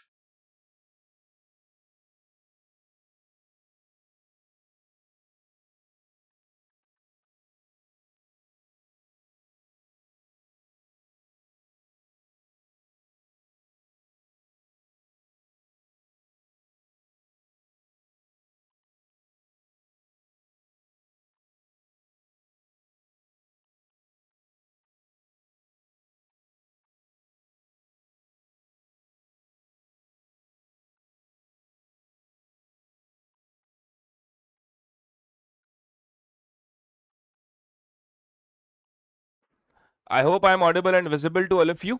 Yeah. So, how's the paper, friends? Many surprises in different streams. Hopefully, economy is on a one of the better level with good questions, attemptable questions. Out of total 100 questions in GS paper 1, economy, if I'll say, 15 questions are directly from the core economy. One or two questions that we can say is related more to what I can say economy plus science tech little bit part, and ठीक है, and little bit about economy and history. One question is from that also, and more is from economy plus geography relatable as well. So I hope everything is fine. So let's start with the session को start करते हैं, ठीक है? चलिए, let's begin. So this is the first question. Consider the following statement with reference to Sagarmala program of Government of India. The Sagarmala program seeks to achieve port-led economic growth through cost-effective and sustainable coastal infrastructure. Just a second, I'll make it little bit. Is it readable to all of you? I hope it is readable to all. Okay. So the Sagarmala program seeks to achieve port-led economic growth through cost-effective and sustainable coastal infrastructure. Okay. So this is the correct statement. I mentioned many times in the class as well that if any question come from infrastructure, the highest probability is of Sagarmala, because it is very much in news, maritime economy, Sagarmala, Sagar Manthan. I said many times that if any question from infrastructure come, it will be from this Sagarmala part. Hello everyone. So the first statement is correct. The Sagarmala aim to achieve port-led economic growth through cost-effective and sustainable coastal infrastructure. Okay. Then the success of the Sagarmala program is reflected in significant growth in coastal and inland waterway shipping, along with improved global port ranking. That is also true.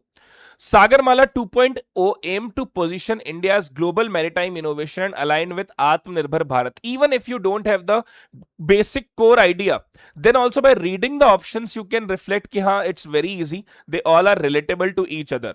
Yes, Abhi, thank you so much. And I know that 90% question are directly from my notes and different platforms that where I had discussed all these things, even on YouTube as well.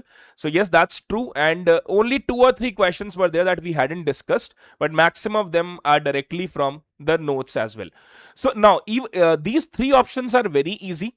But if you read the 1, 2, 3, is statement 2 validate the effectiveness of the strategies envisaged in statement 1. That's true. Statement 3 extend the objective of statement 1 by embedding them into a future oriented innovation framework. That's also true. Okay.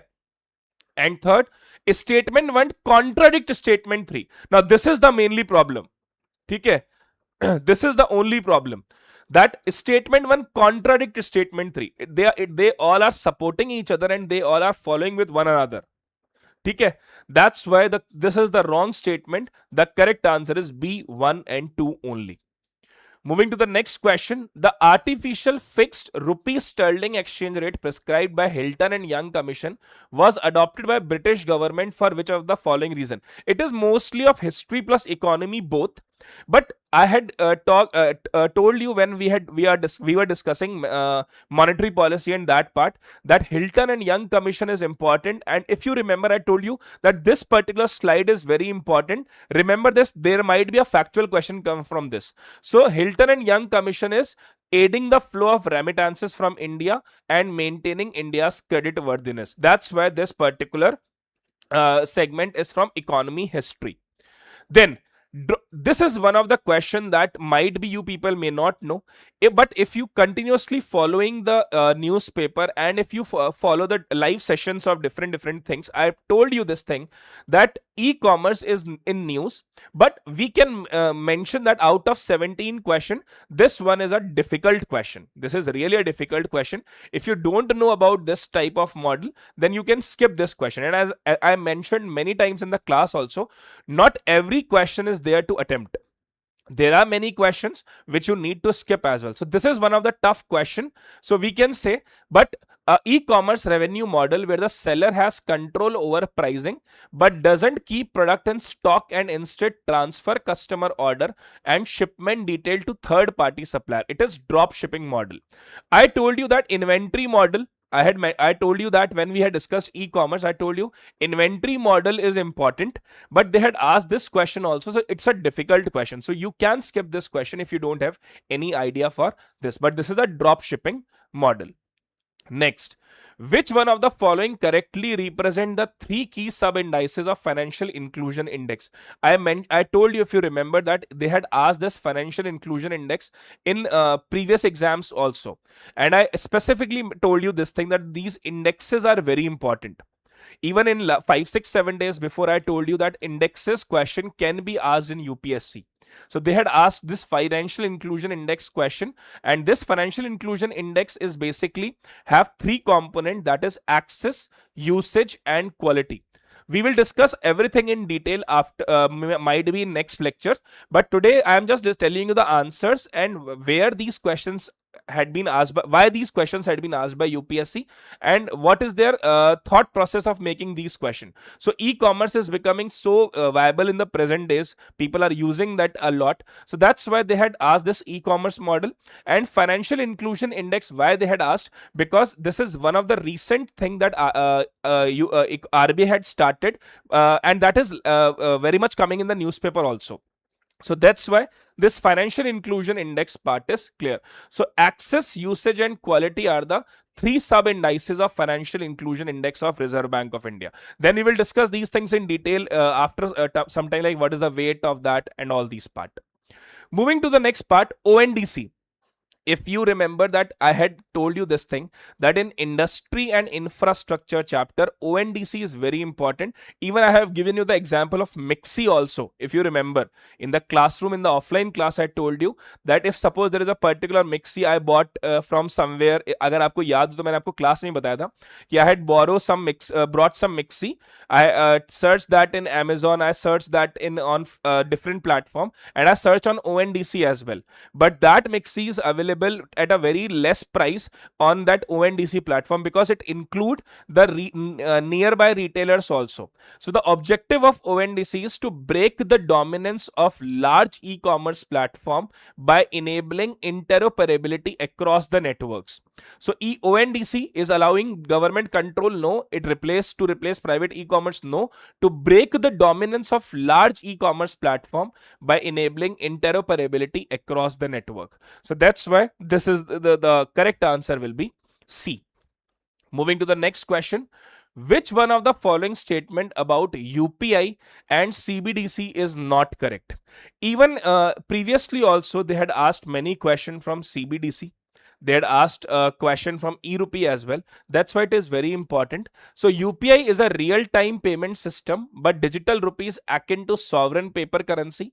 In case this is true actually, in case of UPI settlement for end user happen instantly as money get immediately debited, but in case of digital rupee there is no settlement. True. UPI transaction are recorded by bank and reflected in bank statement, but in case of digital rupee no data is captured in bank statement. This is also true. Now read the last statement. What is the last statement? In both the cases, UPI and digital rupee, the liability lies with the user and their respective bank. Tell me this thing, isn't this question is easy or difficult? What is CBDC? It's a legal tendered currency issued by RBI. So when RBI is issuing this currency, the liability lies with RBI, not on the commercial bank.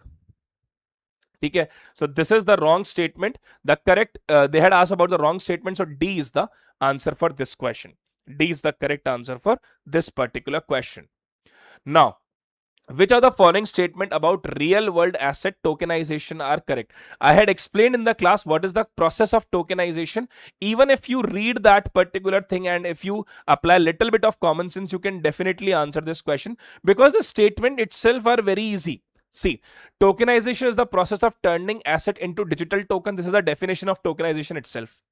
Now, tokenization of real world asset offer 24/7 access, promoting financial inclusion. That's why they don't want that your card details or your any personal details should be stored anywhere. So you can use it 24/7 and it should be accessible to all. So the second statement is also correct here. Second is also true. Third, tokenization of real world asset will allow the access to high growth investment opportunity for individual. That's true, because it is more safe, more privacy is there. So even if you read the statements, they are very easy in economy. So the third statement is also correct. Correct answer is A, 1, 2 and 3. Now, question number 47. Bonds, I think we had discussed around 2 hours, bond and yield, types of bond, inflation index bond, green bond, masala bond. We had discussed municipal bond, we had discussed. Now, a bond whose proceeds are used only to finance or refinance a combination of both environmental and social project is called as. Now, if it is specifically mentioned environmental, then might be you think it's a green bond. But another part is it is written social project. Now, if social project is there, you might think it is a social bond. But this green plus social, they together make sustainability bond. That's why the correct answer will be C. That is focusing on green bond plus sustainability both. It's a very easy question. Okay. Now, moving to the next question. MSMEs, I told you thousands of times, even in the mains classes when we had discussed this MSME part, I had dictated every single scheme. And in the TRED platform also, KGS had made a short video of mine for TRED platform, and they had asked a question on TRED platform itself. So this is basically M1 Exchange itself is a TRED platform. So if you know this thing, that M1 Exchange is actually a TRED platform, you can easily solve this question. So M1 Exchange provide collateral based. They are not providing any collateral. M1 Exchange कोई collateral नहीं provide करता. What they are doing, they are just using the bill discounting and all these part. So this is wrong. Second, M1 Exchange facilitate discounting of invoices. This is true. So whenever an MSME sell the goods to the government, and if they need money on an urgent basis, they will put that receipt on this platform. Any of the bank will pay the money so that they will get the money. It's in a very fast sense, and they will get money on a with a little bit of cut in that. So second statement is true. M1 Exchange function as a credit rating agency. No, had I told you any time that these are credit rating agencies, the credit rating agencies are CRISIL, ICRA. These all are the credit rating agency. M1 Exchange is not a credit rating agency. The right answer is 2 only. This is again a very easy question, but only condition is you must know that M1 exchanges are known as TREDs. Okay, sir. Thank you so much, Jeev Premi. Okay. Next, which one of the following best describe the crowding out effect in context of fiscal policy? If you remember, when we were discussing that how to reduce fiscal deficit, I told you there are 4 ways to reduce fiscal deficit. First is getting the grant. Second is external borrowing, and third I told you internal borrowing. In internal borrowing, I specifically mentioned that if the banks are giving more loans to the government, commercial banks are giving more loan to the banks, then in that case the private banks have less money with available to them. As a result, the interest rate in the economy will increase. So B is the correct statement. Very, very simple question. If you see the class notes, if you see the even in the general videos, I have told you many times what is the meaning of crowding out effect. Now, Which of the following statement about rare earth element and critical mineral is correct? ठीक है. Thank you so much, Mizan. I hope you enjoyed economy part. That's a good thing. So, which are the following statement about rare earth element? They are very important. So, modern technology innovations, including AI, robotics, and space exploration, utilize rare earth element. That's very common sense. So, common sense यहाँ पर लगता है. Rare art, AI, robots, space, all these things require rare earth element. This is true. China has the highest share in mining of rare earth element, followed by India. Now, you know this thing that China had, even if you don't know, but the second C, China has the highest share in mining of rare earth element, followed by India. Can India be the second one? Where is US? Where is other countries? So this is a perfectly wrong statement. Now, second statement is eliminated. That means D shouldn't be the answer. And if the D shouldn't be the answer, then in that case, third one is 100% correct, even if you don't know about it. So the government of India launched the National Critical Mineral Mission in 2025 to establish a robust framework for self-reliance in the critical mineral sector. This is true. Rare earth element are set of 13 metallic element. Now this is little bit a line that you need to remember. This is only this statement make this question little bit of moderate level. Otherwise this is a very simple question, but only this fourth statement make it little bit moderate. There are actually 17 metallic element, not 13. Okay, so this is the reason that the fourth statement is wrong. 1 and 3, A is the correct statement. Then this is the toughest question in economy. If we will say regarding to economy, this is one of the toughest questions. So these questions you need not to attempt. And I totally admit this thing that I hadn't discussed this question in the class also, because no one can expect that they can ask this question from insurance sector. We all know that they want insurance by all for 2047, Bima Vistar, Bima Vahak, Bima Sugam. These all things we had discussed, but this is a kind of question that's a totally bouncer. Although I had told you that thing that airways is important, the reason being because of Air India incident, but this particular question is nowhere being I imagine that they can ask this question. So it's a completely, what we can say, you need to don't need to attempt this particular question actually. So out of 17th question, this question, drop model question, and one more. So aviation hull insurance cover the physical aircraft including the body, engine, and onboard equipment. This is true. Under the Montreal Convention adopted in 1999 by over 130 countries including India, airlines are strictly liable to pay compensation to the family nominee of every deceased passenger without requiring the family to prove fault. This is also true. So the correct answer is C, both 1 and 2. You can skip this question. It's a kind of a question that can be that is not need not to be attempted. Now, which of the following statement about crowdfunding is are correct? This is also a statement that if you read the 1 and 2 statement, you get to know ki acha, one statement is 100% correct. Okay. Second statement is actually explaining the first with a more broader vision. What they had said, crowdfunding is a solicitation of fund from multiple investors through a web-based platform or social networking site for a specific project. This is true. A small and medium, and now it is written small amount. So if it is for small amount, definitely it is for small and medium enterprises. So SMEs are able to raise fund at lower cost of capital without undergoing rigorous procedure. This is also true. So both 1 and 2 is correct. This is again a kind of question that I can say it's a moderate level question. If you know about this crowdfunding, then only you can attempt. But if you have a little bit of idea what is crowdfunding, you can definitely attempt, because both options are very easy.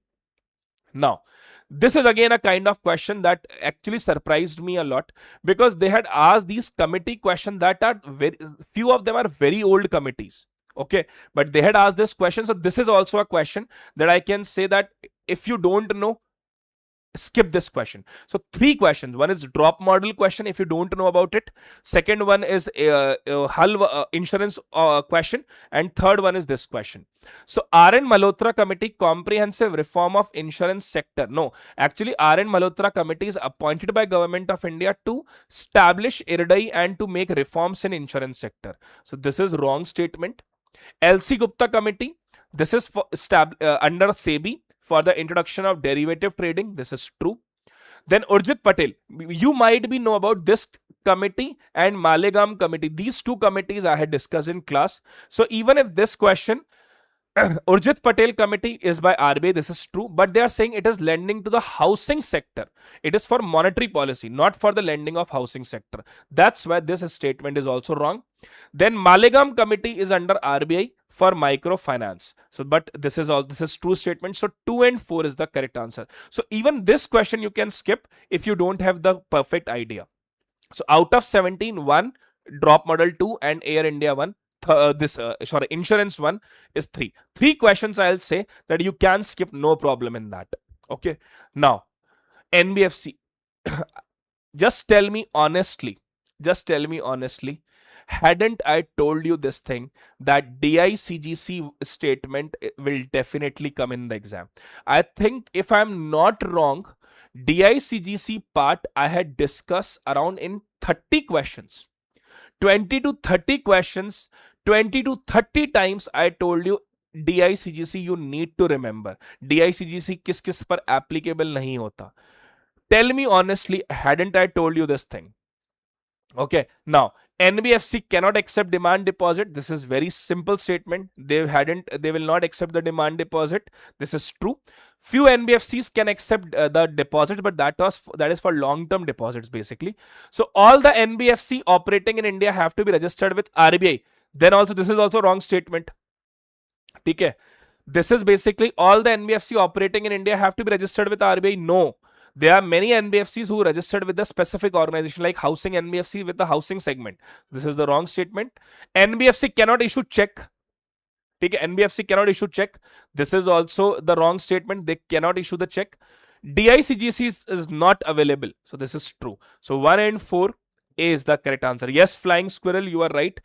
For 5 lakh plus amount, this is true statement. Then MPI.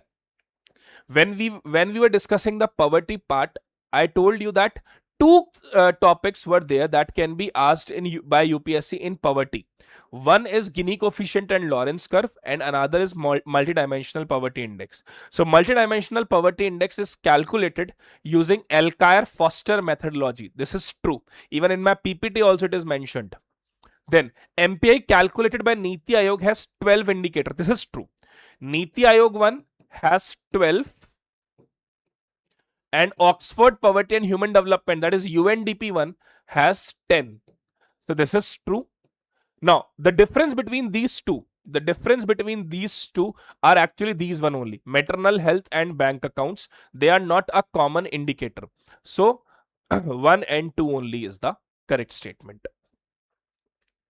Then, which of the following statement with regard to green hydrogen is are correct? ठीक है. हाँ, Mizana, I remember, beta, I remember you. Now, with regard to green hydrogen, in the energy part, I told you they can ask 2 questions. One is they can ask from semiconductor wala part, and second they can ask you from this green hydrogen. So it is a decarbonized hydrogen obtained from natural gas reform combined with carbon capture and storage. This is actually blue hydrogen. This is not green hydrogen. It's a very simple question, friends. Then it produced using electrolysis of water. This is true, separating hydrogen and oxygen. National Green Hydrogen Mission of India aimed to abatement of 50 MMT. This is also true. This is specifically from PIB website. So 2 and 3 are correct. So if I will give you an overview of economy, friends, economy, out of 17 question, 13 to 14 question are easily doable. And out of 17 question, I admit that 14 to 15 questions I told you directly either on YouTube or in the class notes. 13 to 14 questions directly came from that, and few questions were there that is directly came what I had told you that these may be asked thing. So overall, if I'll say, but I am very surprised in 2 things.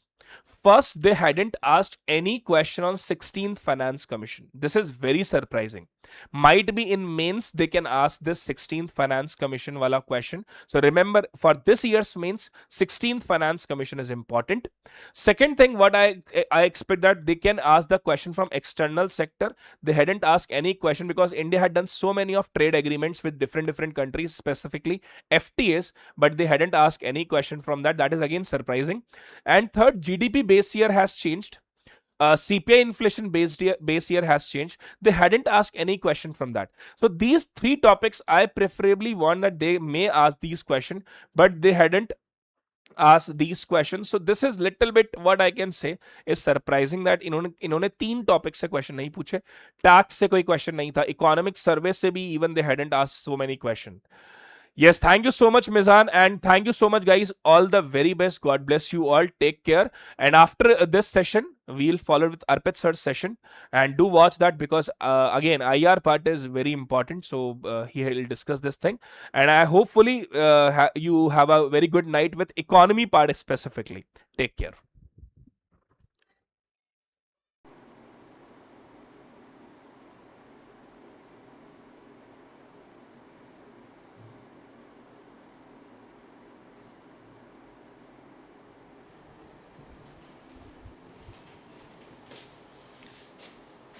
So hello everyone, good evening.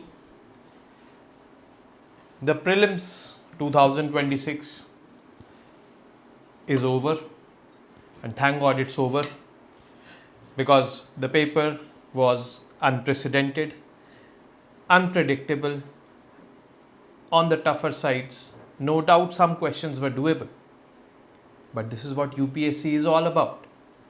We should not be surprised that UPSC has thrown a bouncer at us. But yes, this bouncer was difficult to play.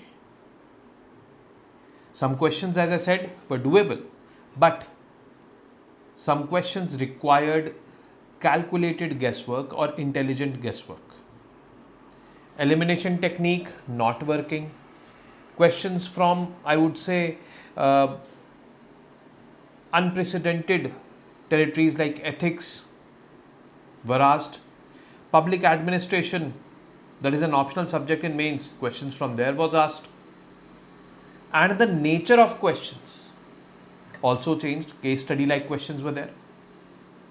You might have heard these things a lot, but yes, in the end I would want to say one thing, that UPSC is known for throwing bouncers at you, and UPSC has thrown a difficult bouncer at us.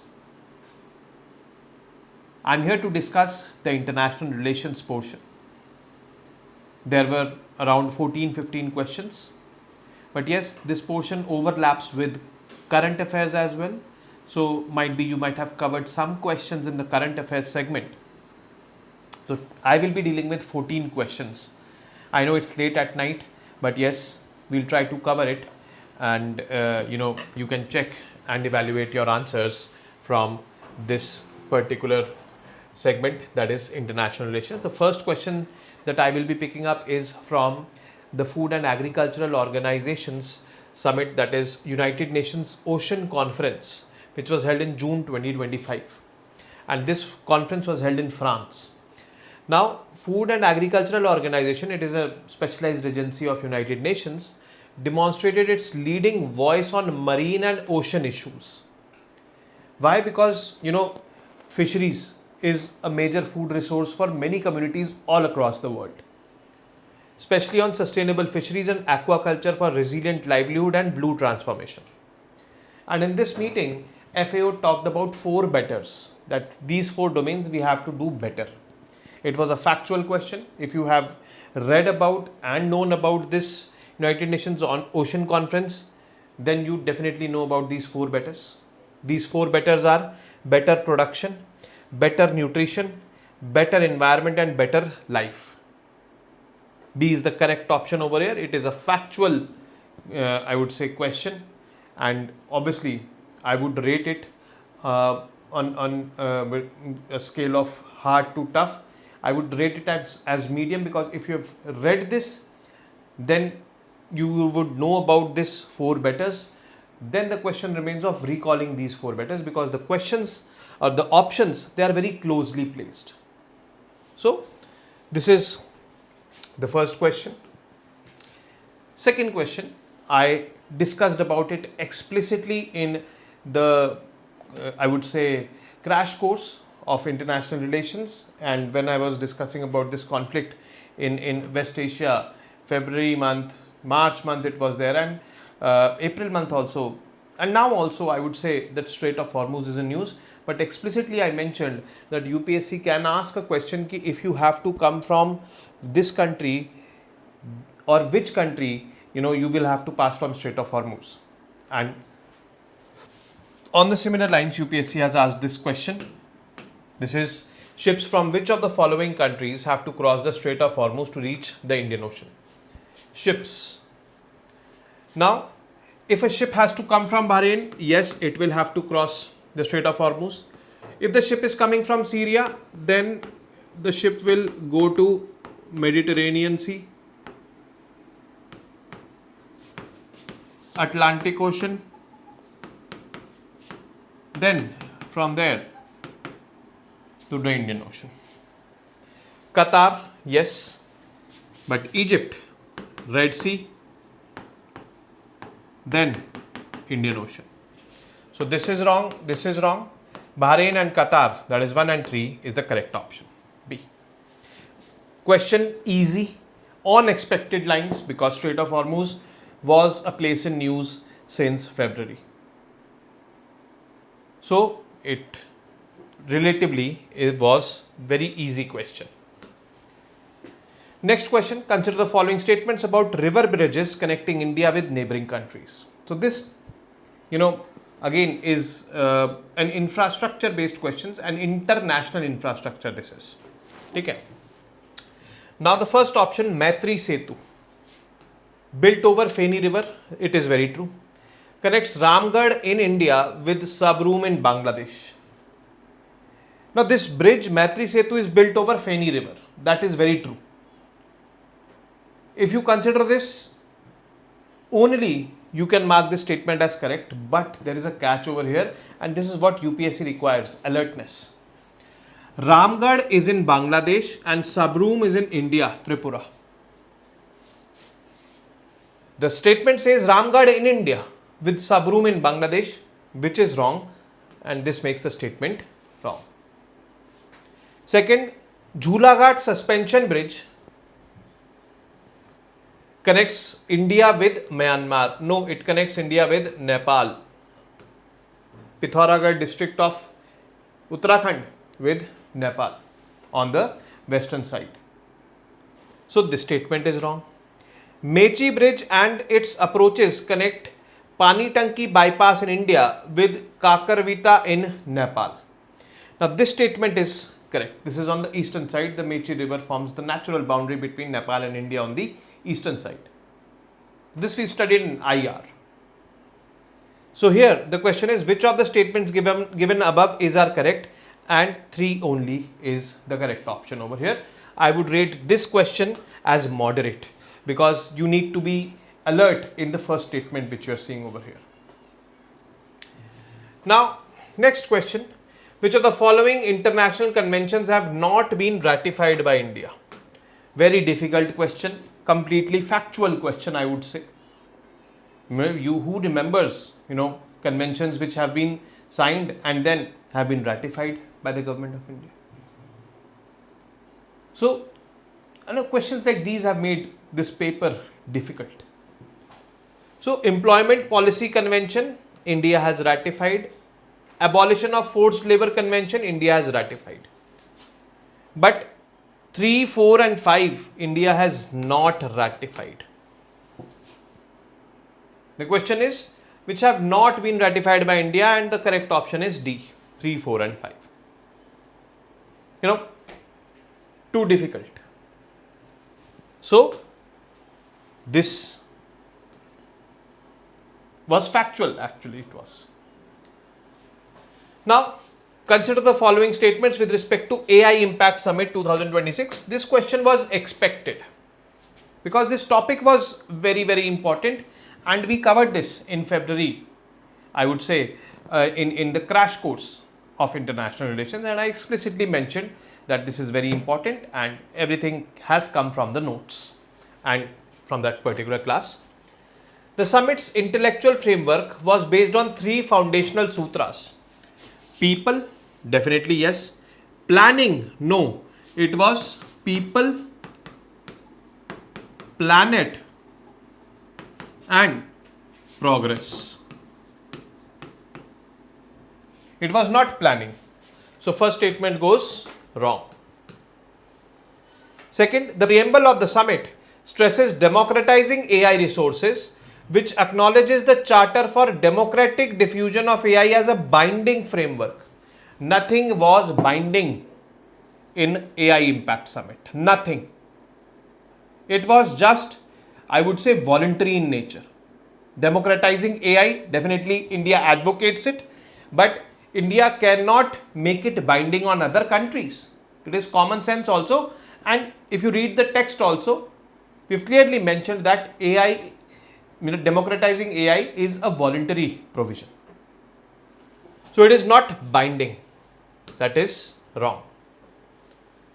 Then third statement, New Delhi Declaration on AI Impact was structured around 7 chakras or 7 sutras or pillars, I would say. And 3 of them, access for social empowerment, yes. AI for science, yes.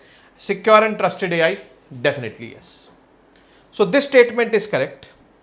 And which of the statements given above are correct? 3 only is the correct option over here. That is D.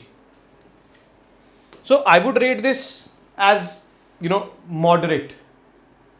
And why? Because, everything was taught for this particular question, and it was expected also. Okay. Next question, which of the following connectivity projects are part of cooperation between India and the ASEAN member countries? So, first of all, you need to know the ASEAN member countries. There are 11 ASEAN member countries now. Last year, the 11th country, East Timor, was added. And you need to know these projects. Where are they? The Kaladan Multimodal Transport Project, it is in Myanmar. Kaladan is name of a river which flows in Myanmar, which we did in the international relations class also we cover it, and as well as we do it we did it in the crash course as well. So Myanmar is part of ASEAN, so definitely option 1 is part of India and ASEAN member cooperation. IMT Trilateral Highway, IMT stands for India, Myanmar, Thailand Trilateral Highway. Myanmar and Thailand both are part of ASEAN. So option 2 is also right. Third option, Agartala Akhora rail link. Agartala, so in India. Akhora is in Bangladesh. Bangladesh is not part of ASEAN. So the statement 3 is not part of India-ASEAN cooperation, only 1 and 2, and that is why A is the correct option over here.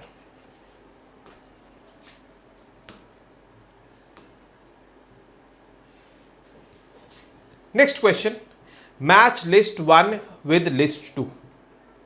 This also we do in IR, and we did some of it in I would say crash course as well, but in IR so we completely do it, we've completely covered it. Mang-Dechu hydroelectric project. Last year, Punat Sangchu 2 hydroelectric power project was inaugurated by India in Bhutan. Before that, there were 4 hydroelectric power projects already operational in Bhutan, which were built by India. The latest before Punat Sangchu 2 was Mang-Dechu. So Mang-Dechu with Bhutan. Restoration of Store Palace. Store Palace is in Afghanistan. We cover it in India-Afghanistan relations. District Hospital at Dikoya. Dikoya is in Sri Lanka.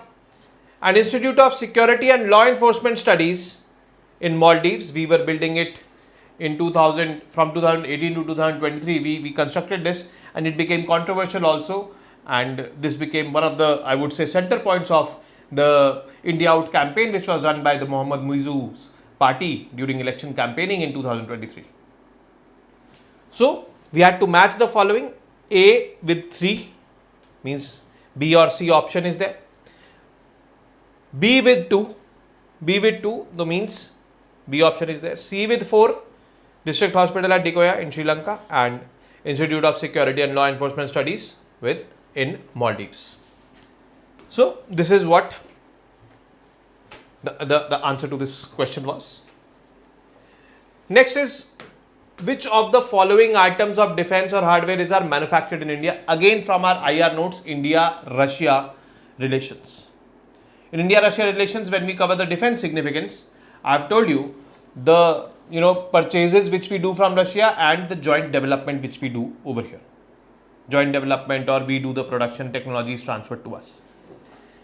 So Sukhoi Su-30 Mk1 fighter jets, yes, it is made by HAL in the Nagpur facility. T-90 Mk3 tanks, yes, it is made in Chennai.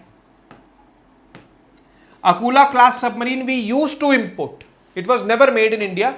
We used to import. Now we've reduced import of, or I would say practically we've stopped importing because we've started indigenously developing submarines. It was a diesel powered submarine. Okay. So 1 and 2 are the correct option over here for this particular question.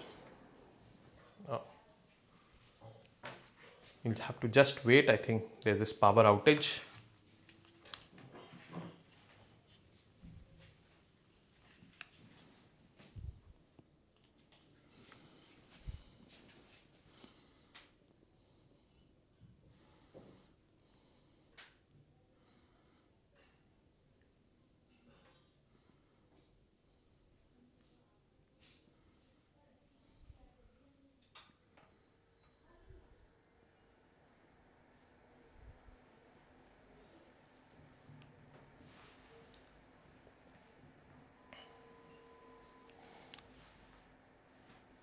The electricity has been restored.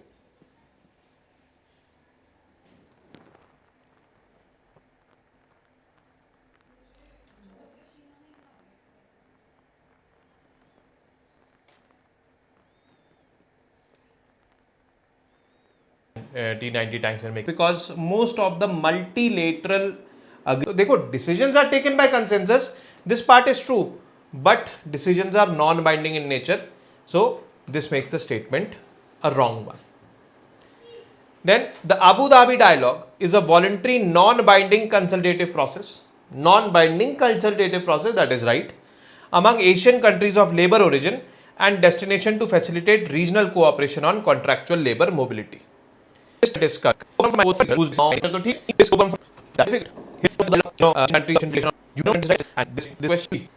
Make you but is a correct to has have been to understand program. So this have wise and difficult. Next, match distance select below area. So was in 2007 2010 2013. With them, the country been ocean to see the vehicle to select you given the current increases we worked out send for time in the crash we obviously did not cover it, but easily giving a which are I those the question looks about the money